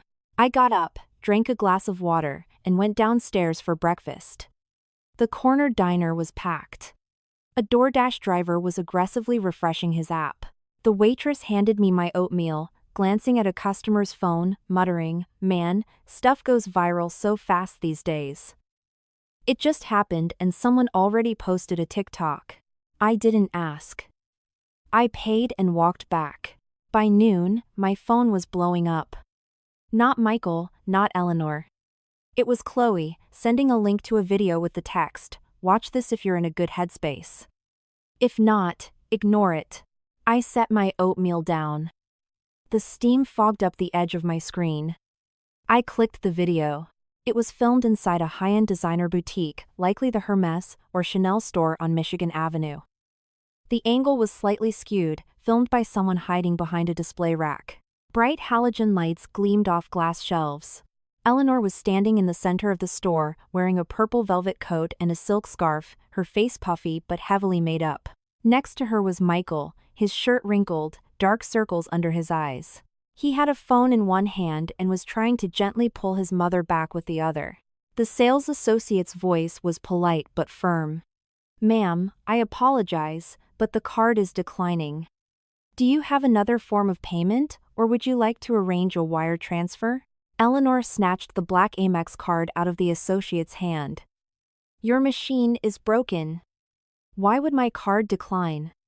"Do you know who I am?" The camera zoomed in. On the counter sat two massive shopping bags, already wrapped. The receipt was visible, the total was blurred, but it was easily over $80,000. Not enough to bankrupt a true billionaire, but enough to severely humiliate a woman trying to spend her way out of shame on a frozen account. The associate maintained a rigid retail smile. "Our system is working perfectly, ma'am. I can hold the items in the back until you resolve the issue with your bank." "Hold what?" Eleanor shrieked. "If I want it, I pay for it now." "Get your manager out here." A few customers turned to stare. Someone recognized her. "Wait, isn't that the mother of the Apex Development CEO? I heard their company is getting investigated by the feds. Why is she buying Birkins? Wait, her card actually declined." The whispers were caught on video quiet, but razor sharp. Eleanor heard them. Her face went from flush red to a sickly gray. Michael gritted his teeth and whispered something, probably begging her to leave, but she slapped his hand away. "What are you all looking at? Have you peasants never seen someone with actual money?" A woman standing nearby snapped back, loud and clear. "If you have money, then swipe your card and pay." Stop screaming at the retail worker. That was the final needle bursting Eleanor's bubble. She whipped around, her lips trembling, the hand holding her designer clutch shaking violently. Michael stepped in front of her, telling the associate, "I'm sorry. We aren't taking these." "What do you mean we aren't taking them?" Eleanor grabbed his arm. "Tell them to run it again." "How could our accounts be frozen?" "Where is my money, Mike? Why isn't my card working?" I closed the video. The screen went black, reflecting my own face. I didn't smile. I didn't feel vindicated. I just felt a bizarre emptiness. In the past, if Eleanor just raised an eyebrow, I knew exactly what to say to diffuse the tension at the dinner table. She loved being called refined. She loved it when the staff at these exact boutiques called her Mrs. Davis, while she pointed at me and said, "This is my daughter-in-law." A bit slow, but she follows instructions. Today, under the glaring lights of Michigan Avenue, she was screaming, "Where is my money?" like a toddler throwing a tantrum over a toy. But that money was never just hers. It was built on forged signatures, fraudulent contracts, and the silent compliance I had foolishly provided. Chloe texted again.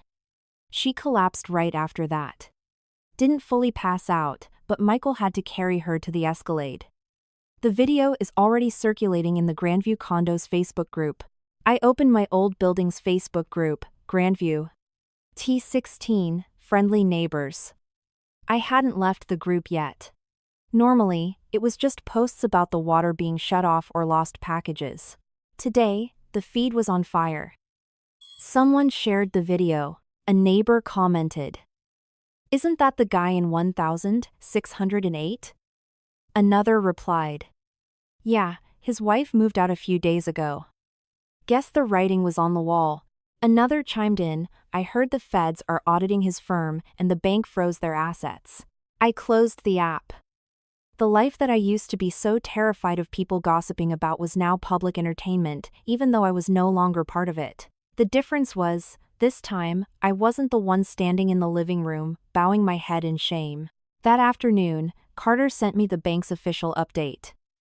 All secondary credit cards linked to the guarantor packages and the joint operating accounts for the flagged projects had been suspended pending the audit. Personal accounts completely divorced from the company were still active, assuming they had funds.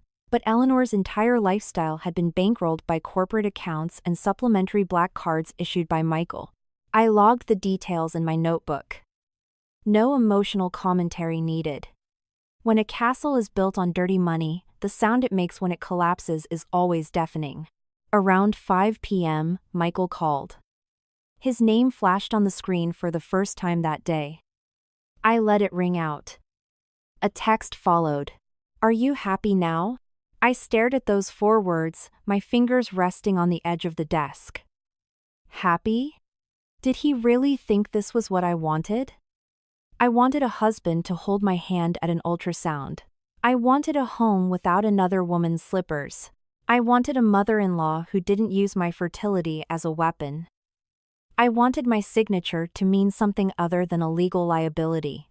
But men like Michael always ask the easiest question, so they can play the victim. I didn't reply. That night, Chloe brought me a thermos of homemade chicken soup. She didn't ask for my room number, just texted, "Come down to the lobby, I'm out front." She knew I still needed a boundary, even with family. I threw on my coat and went down. She was standing under the awning, holding an insulated bag, her hair damp from the mist. Seeing me, she frowned. "You lost weight." "I've been eating." "Eating hotel food?" "That doesn't count." She handed me the bag. "Low sodium, lots of ginger." I asked my OBGYN friend, she said it's perfect for the first trimester. I froze. Chloe looked at me, her eyes tearing up, but she kept her voice low. Did you really think I wouldn't guess?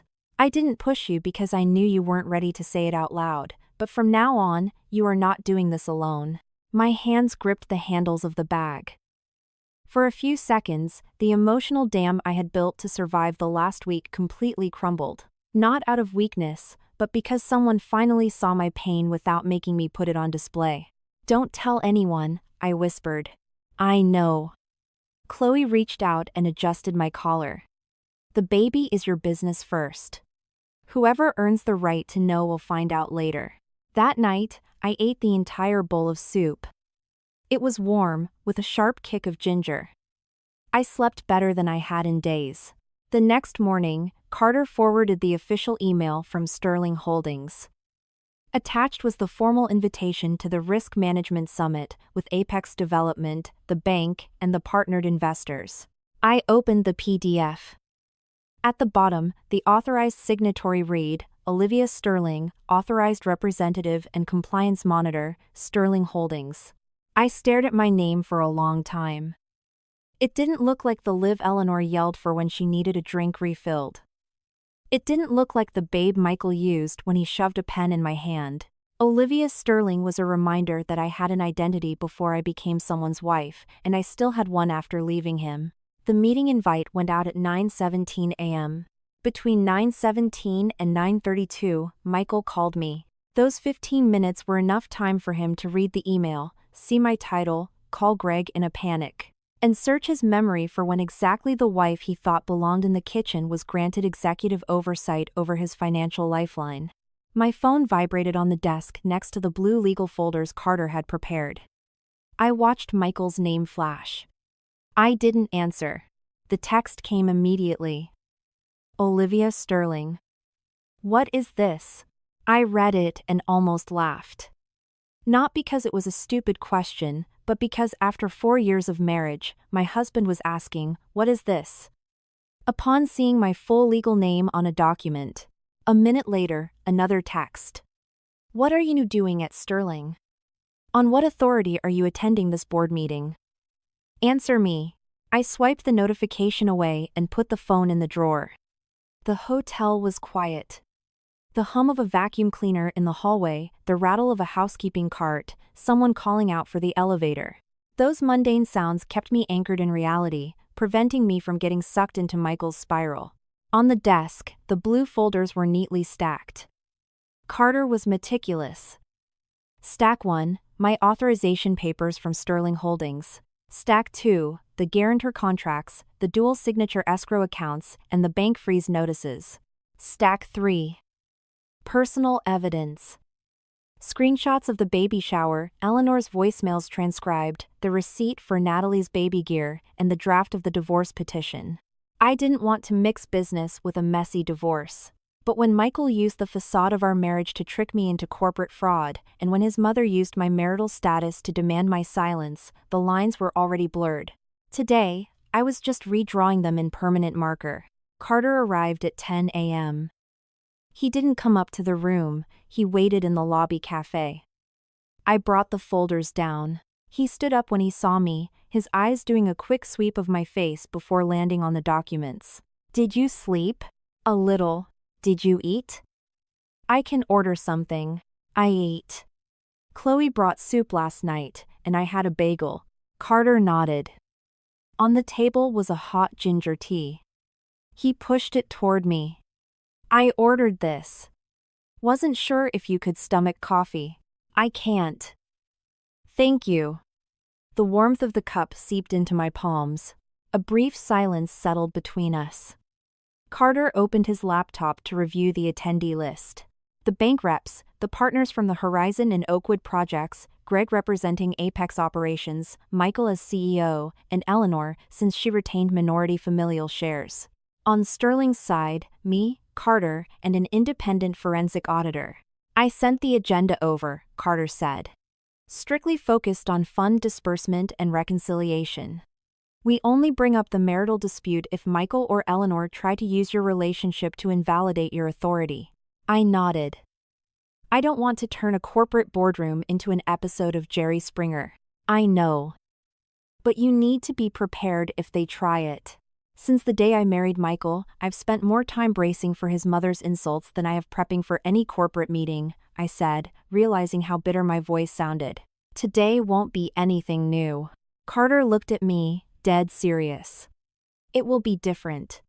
Today, you aren't walking in there, asking for their approval. That made the tea in my hands feel even warmer. At noon, I went for my second OBGYN appointment. Chloe insisted on coming. She wore a brown trench coat and carried a tote bag packed with a thermos of warm water, saltines, and tissues, looking more like a cornerman at a boxing match than a cousin. The clinic was packed. I sat in the plastic chair watching couples, mothers, and women sitting alone like me. Chloe sat next to me, occasionally shoving a saltine into my hand. Eat. Keep the nausea down. I just had lunch. Lunch was lunch. This is now. I let out a soft laugh, the first genuine, light laugh in over a week. When it was my turn, Chloe waited outside.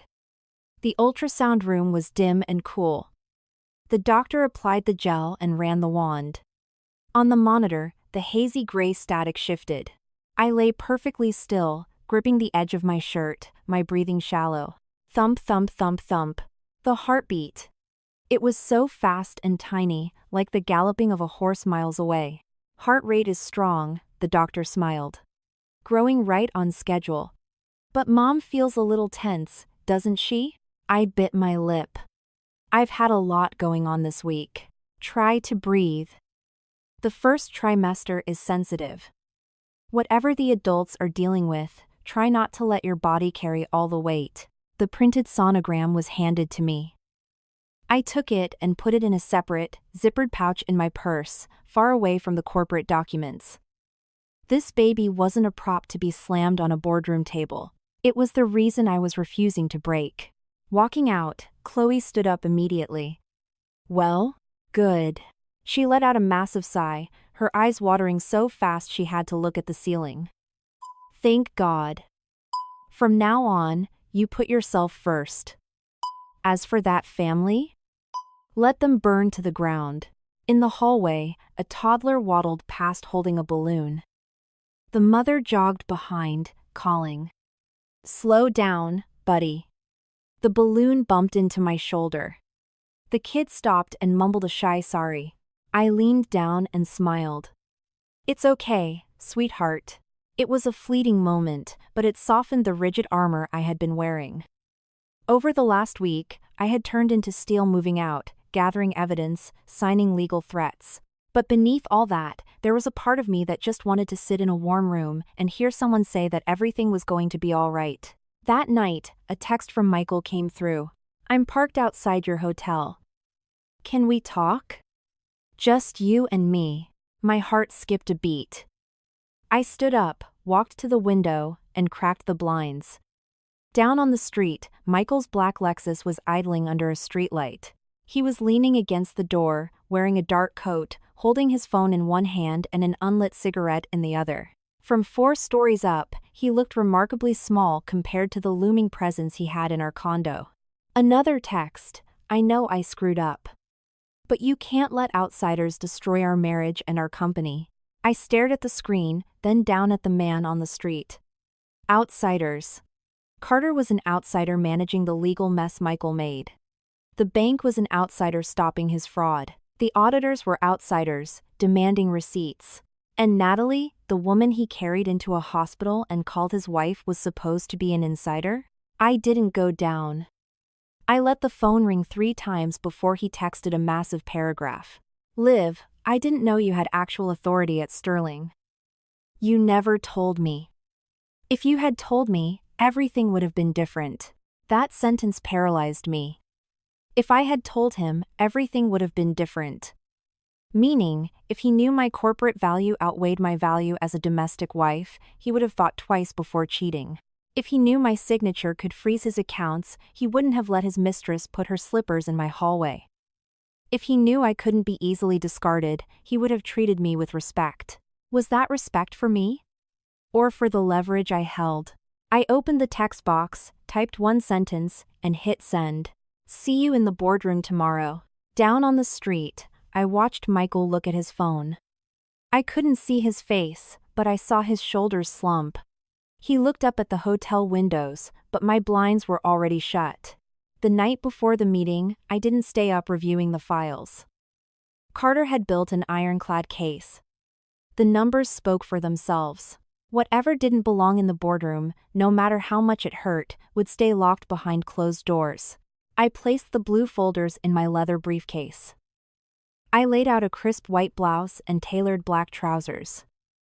No flashy designer labels, no distracting jewelry. Tomorrow, I wasn't showing up to prove I was better than anyone.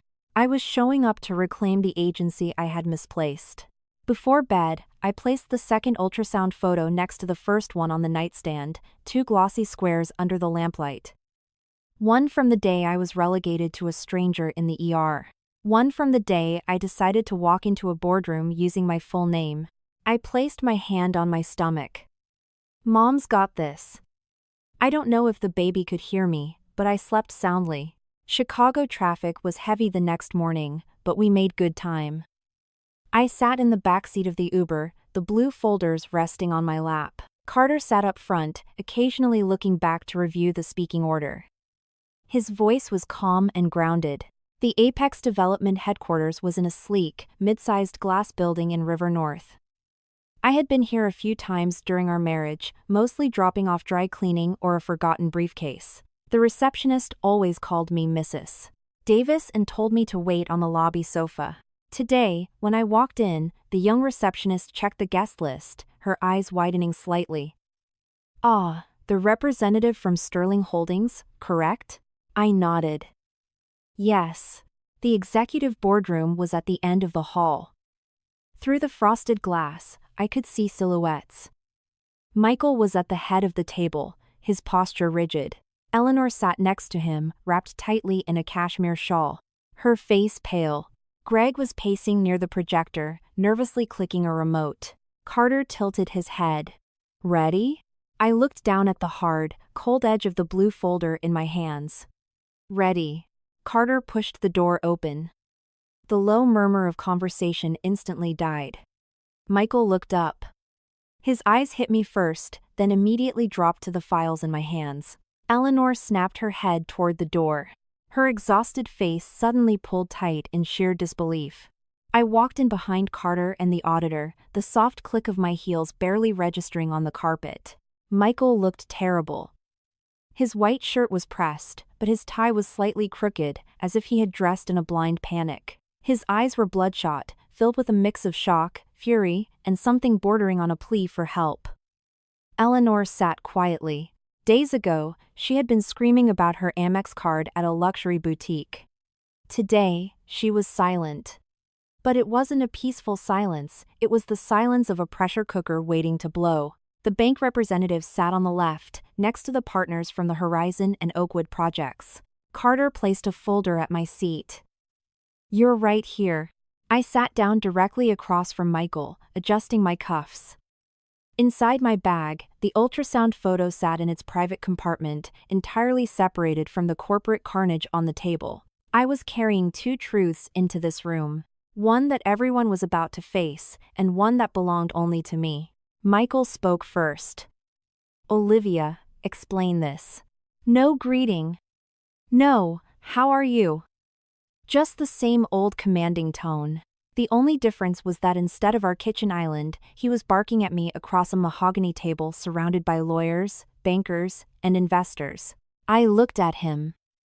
"Today, I am here as the authorized representative for Sterling Holdings regarding the guarantor contracts with Apex Development. If you wish to discuss personal matters, we will do so through the appropriate channels after this meeting." Eleanor let out a sharp, dry scoff. "You're good. I'll give you that. 4 years playing the dutiful daughter-in-law, and you were hiding this the whole time? Plotting behind your husband's back?" Carter leaned forward, his voice completely flat. "Mrs. Davis, I strongly suggest we keep this meeting within its legal scope. We are here to discuss guarantor liability and fund disbursement." Eleanor slammed her hand on the table, rattling her water glass. "I am talking to my daughter-in-law. Mind your own business." I placed my hand flat on the blue folder. The edge of the cardboard was sharp against my fingertips. "Mrs. Davis," I said, my voice projecting clearly across the room. "In this boardroom, you will address me as the representative of Sterling Holdings. If you want to talk to your daughter-in-law, I will have my attorney serve you the divorce papers in the lobby." The room fell dead silent. Michael stared at me, his jaw clenched tight. He probably suspected I was leaving him, but hearing me say it so bluntly in front of his investors drained the color from his face. Eleanor froze for a second, then her eyes flared with pure rage. "You wouldn't dare." I didn't respond. Some statements don't need defending, the paperwork does the talking. The lead bank representative cleared his throat, eager to steer the ship back on course. He projected a spreadsheet onto the screen. Per the request of Sterling Holdings, and in accordance with the dual authorization clauses, the bank has temporarily frozen disbursements for Horizon and Oakwood. The reasoning cited is the discovery of irregular payment vouchers requiring immediate reconciliation. Greg stood up, his voice raspy. "Apex has received the notice. We are currently compiling the ledgers for a full audit." Carter opened the first folder. "We have conducted a preliminary review. There are 3 core issues. 1. Disbursements made to vendors not listed in the original scope of work. 2. Material costs invoiced at significantly higher rates than market averages. 3. Consulting invoices that lack deliverables." The screen switched to the ledger. Rows of sterile data, punctuated by aggressive red highlights. The rep from Horizon frowned. "Who is Apex Materials LLC? They aren't on our approved vendor list." Greg looked at Michael. Michael stared at the spreadsheet, his voice tight. "That was a supplemental vendor added due to supply chain delays. The pricing reflects emergency market volatility." Carter didn't argue. He simply slid a document across the table to the bankers and investors. "These are 3 quotes from competing vendors on the exact same dates. The markup from Apex Materials is outside any standard volatility metric. Furthermore, the registered agent for Apex Materials LLC is Mrs. Eleanor Davis's nephew.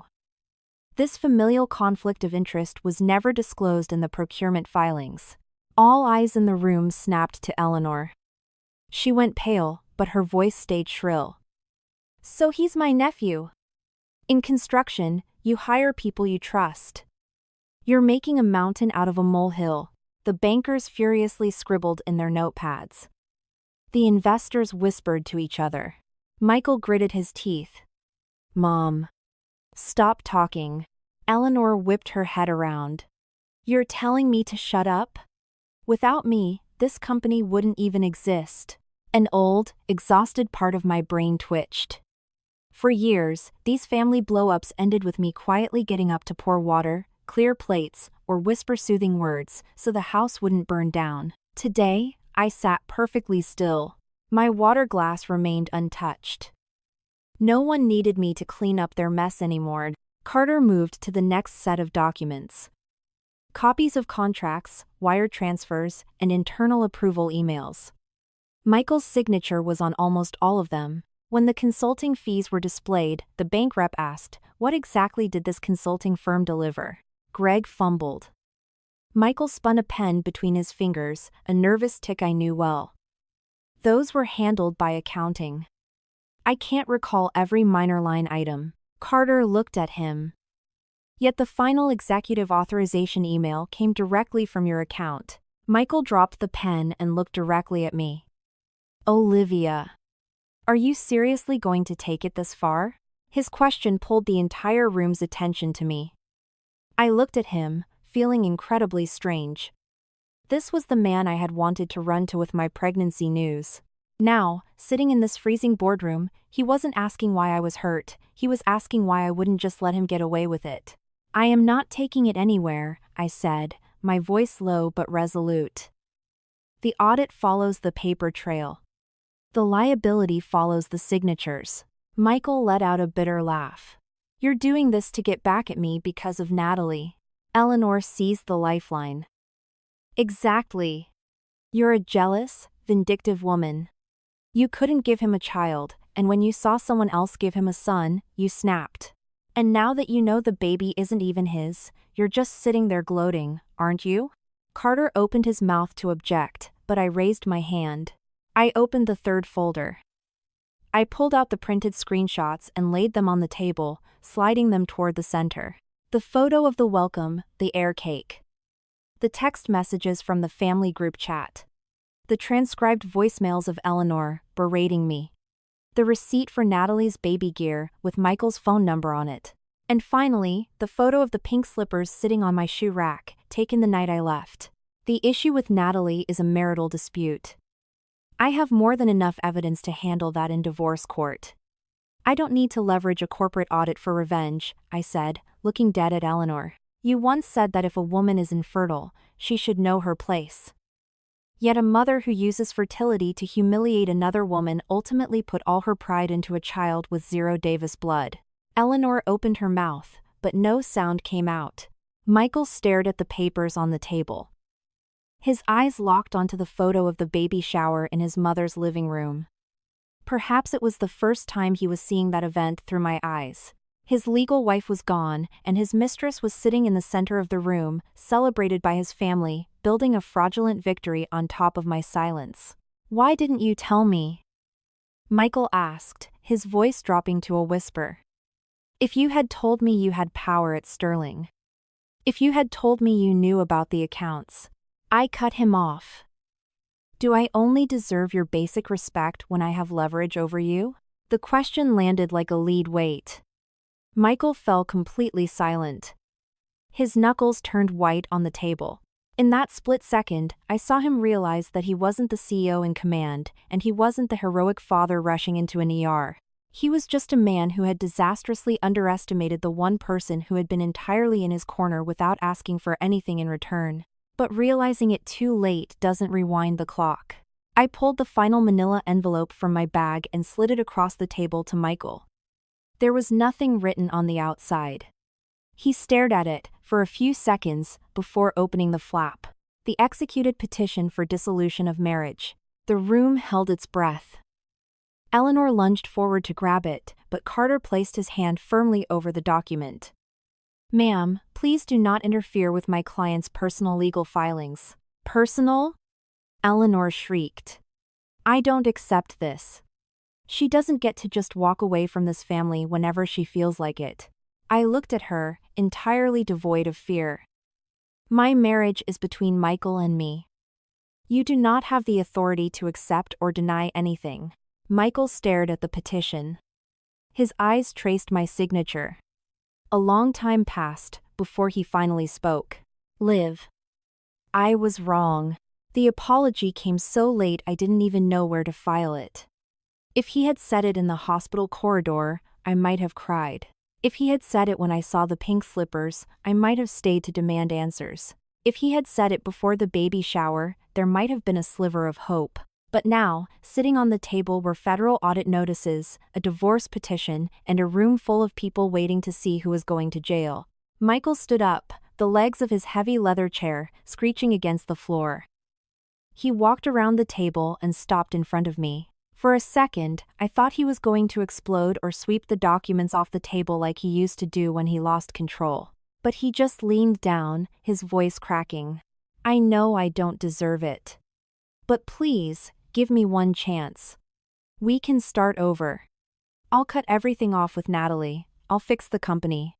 I'll deal with my mother. Behind him, Eleanor burst into tears. Michael, why are you begging her? Look at what she's doing to our family, and you. Michael snapped his head back, his voice breaking. Mom, shut up. It was the first time in 4 years I had ever heard him speak to his mother like that. Not to protect me, but because the walls were finally caving in. When regret arrives too late, it's always the loudest sound in the room. I stood up.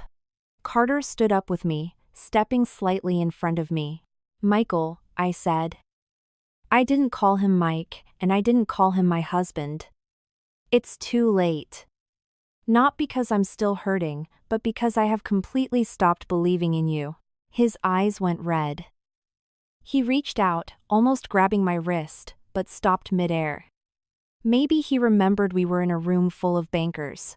Or maybe he finally realized I was no longer the woman who would melt, just because he touched me. I gathered my personal documents, leaving the corporate files for Carter to manage. The bank rep requested that the minutes be formalized and signed. Greg slumped in his chair, looking gray. Eleanor was clutching her chest, hyperventilating, but no one rushed to coddle her this time.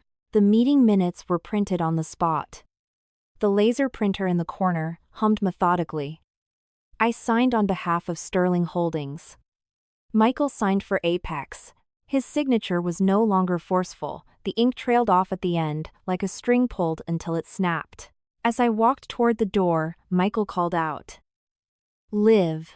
I paused, but didn't turn around completely. "Where are you staying?" "I just want to know you're safe." Another question that was weeks too late. "I am safe," I replied. "And I intend to keep it that way." I walked out. The hallway air felt instantly lighter. The receptionists quickly looked down at their keyboards as I passed. Behind me, the heavy boardroom doors muffled the explosion that followed, partners demanding payouts, the bank threatening federal compliance officers, Eleanor sobbing, Michael yelling for Greg to pull more files. I left those sounds behind the glass. As I reached the elevator, my phone buzzed in my bag. It was the clinic. My heart skipped a beat, and I answered. "Hi, Olivia," the nurse said warmly. "The doctor just wanted me to call and let you know your blood work from yesterday came back perfect. Just remember to take your vitamins, keep your stress low, and we'll see you in 2 weeks." I leaned against the steel wall of the elevator, looking at my pale, unbroken reflection in the doors. "Thank you," I smiled. "I will." I hung up. Carter stood next to me, silent, asking no questions. I slipped the phone into my bag and let my hand rest unconsciously on my stomach. Back in that boardroom, an old life was tearing itself to shreds. But right here, listening to the chime of the elevator, a tiny, quiet life was just beginning. The day the judge signed the final divorce decree, Chicago was bathed in sunlight. It wasn't the cinematic, blinding sunshine you see in movies. It was just a thin, crisp light breaking through the morning frost, making the puddles on the courthouse steps shimmer. I arrived 10 minutes early. Carter was with me, holding my legal files. Chloe stood by the security checkpoint, holding a thermos of ginger tea and a bag of clementines, refusing to let me navigate the courthouse alone while dealing with morning sickness. Michael arrived shortly after. He was wearing a gray suit, looking significantly thinner than he had a few months ago. His hair was cropped short, dark circles permanently etched under his eyes. When he walked through the doors, he saw me, slowed his pace, and stopped a respectful distance away. "How have you been?" he asked. The question didn't hurt anymore. Probably because it finally arrived when I no longer needed to hear it. "I've been well." Michael looked at the files in Carter's hands, then at Chloe standing a few feet away. He looked like he wanted to say more, but the bailiff called our docket number before he could. The proceedings were faster than I expected. The judge read through the agreement. The assets were split cleanly according to the pre-negotiated settlement. The corporate liabilities related to Apex Development were legally severed from my name. Under children of this marriage, the box was checked. None. I hadn't disclosed the pregnancy. My divorce attorney had strongly advised waiting for the dust to settle to protect me from any aggressive custody leverage while Apex was under federal scrutiny. It was a heavy decision, but one I made after many sleepless nights. When I signed the final decree, my pen paused for a second on my name. Olivia Sterling. Seeing it on a divorce paper didn't feel tragic like I once thought it would. It looked clean, like an open door after being trapped in a burning room. Michael signed after me. His hand shook slightly. As we left the courtroom, he walked up behind me in the hallway. "Liv." I stopped. He reached into his coat pocket and pulled out a small, dark red velvet box. The edges were worn. It was my wedding ring, the one I had left on the nightstand the night I walked out. He had kept it for months. His voice was hoarse. "I thought maybe one day I could give this back to you. Or, I don't know. I guess I should just give it to you today." I looked at the ring.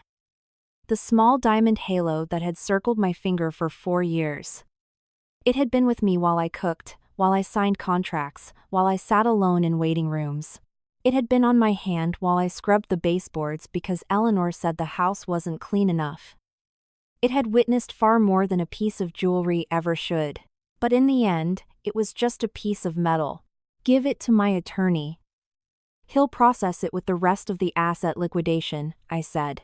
Michael's eyes dimmed. He nodded and handed the box to Carter. He didn't beg.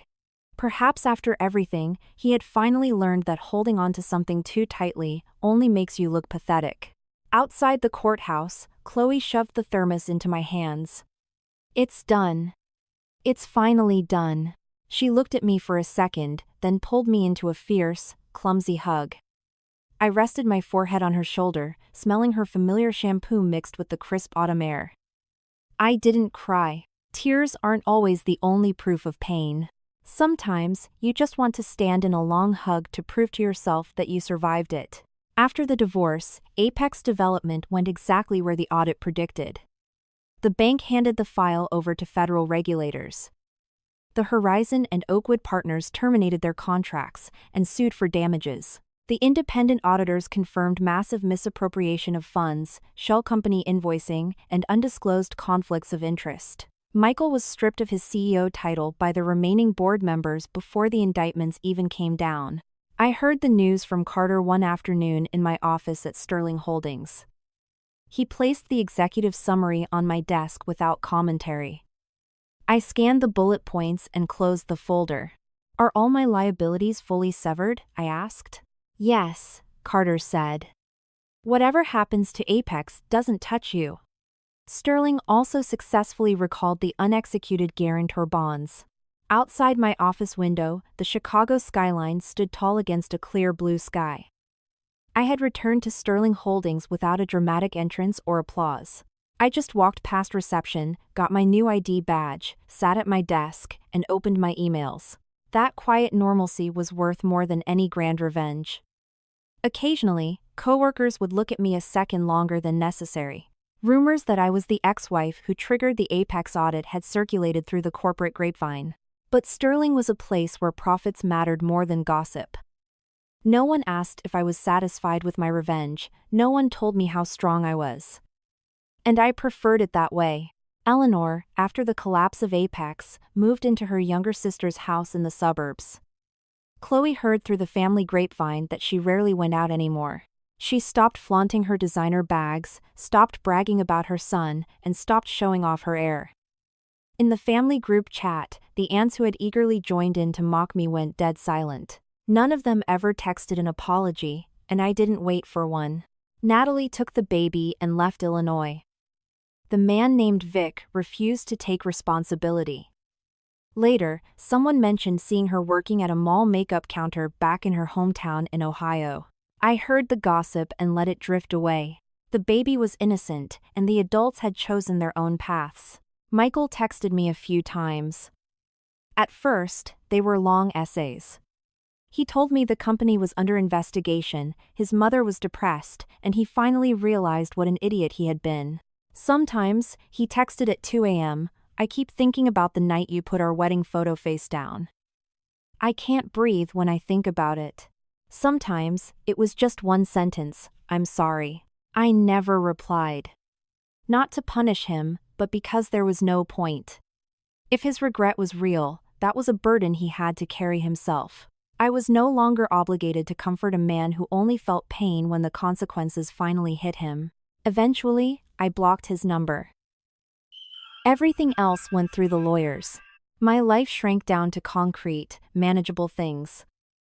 Eating breakfast on time, taking my vitamins, working half-days, and going to my OB/GYN appointments. The morning sickness was brutal. Sometimes just the smell of hot rice made me nauseous. Chloe would laugh, say the baby was picky like me, and bring over pumpkin soup. I rented a cozy apartment in Lincoln Square. It wasn't massive, but it had a balcony big enough for 2 planters. On move-in day, Chloe helped me mop the floors. Carter had a beautiful, ergonomic bookshelf delivered. Martha, the housekeeper, texted to ask how I was doing. I invited her over for tea. She came by on a Saturday, bringing a bag of fresh oranges. "It's so bright in here, Mrs. Sterling," Martha said, looking around. "Feels much warmer than the old place." I laughed. "The old place had way more furniture, Martha." "More furniture doesn't mean more warmth," she said, matter-of-factly. I paused, then smiled. I made ginger tea and poured it into 2 ceramic mugs I had bought at Target. She told me she had found a new job cleaning for a nice architectural firm with great hours. As she was leaving, she hesitated at the door. "Mrs. Sterling, Michael asked me recently how you were doing. I didn't give him your address. I just said you were doing well." "Thank you, Martha. Don't think I'm gossiping. But he looks terrible. Like a ghost." I placed a hand over my stomach. The bump was just barely starting to show under my loose sweater. "Everyone has to live with the choices they make, Martha." She looked at my stomach, her eyes widening slightly, but she didn't pry. She just smiled softly. "Then you need to make sure you stay happy. The baby needs a happy mom." After she left, the apartment was quiet again. I stood on the balcony, watering my 2 plants, a snake plant and a rosemary bush. The snake plant was the same kind I had before, but this time I bought it for myself, not because someone told me it was low maintenance. Its stiff, green leaves stood tall in the afternoon sun, looking incredibly resilient. My 1-2-week ultrasound fell on a windy Tuesday.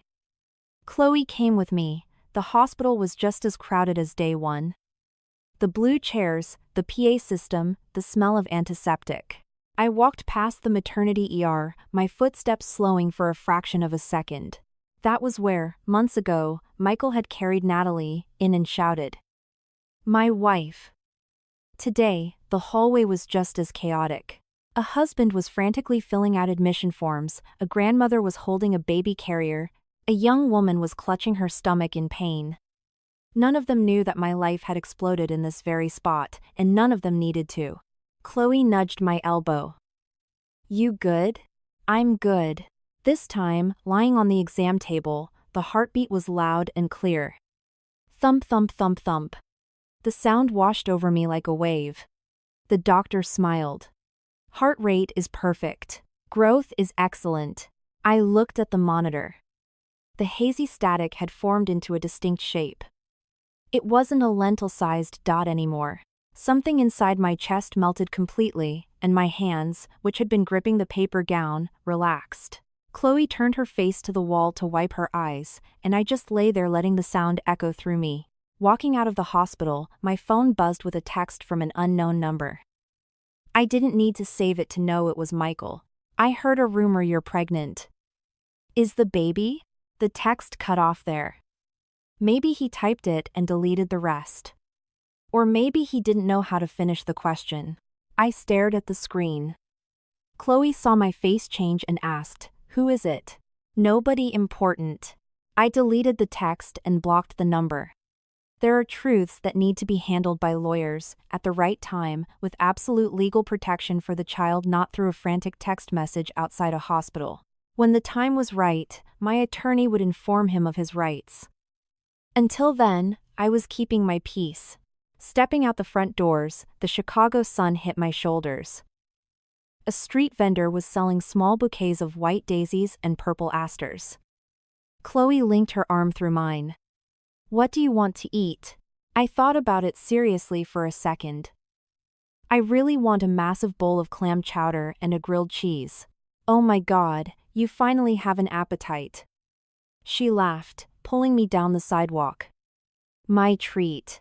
I walked with her, one hand holding my bag, the other resting lightly on my stomach. The hospital faded behind us. The ER, the pink slippers, the air cake, the glass boardroom, the divorce papers, they all still existed in my memory. I didn't deny them. They had hurt me, made me feel small and abandoned, but they no longer had the power to pull me backward. The diner was tucked in a brick alleyway, smelling of butter and toasted sourdough. We sat in a red vinyl booth, watching the city rush by outside the window. A young couple on a Vespa rode past, The girl on the back was holding a bouquet of flowers, laughing as the wind caught her hair. It reminded me of the afternoon I left the hospital in the cab, looking out the window, convinced I had lost everything. It turned out, I hadn't lost everything at all. I had simply walked out of the wrong house and kept the only life truly worth living. Yes, there are departures that make no loud noise, yet they represent a woman preserving her final shred of dignity. In a marriage, the most terrifying thing isn't just betrayal, it's when someone uses the concept of family to force you to suffer in silence. Olivia didn't choose to fight with bitter words, nor did she turn her pain into blind revenge. She chose to stand tall, secure her evidence, keep her logic sharp, and preserve her kindness for her unborn child. Karma doesn't always strike like lightning, sometimes it arrives through signatures, bank statements, and the quiet consequences of bad choices. If you were in her shoes, how would you face it? Don't forget to leave a comment, like, and subscribe to the channel for more profound real-life stories.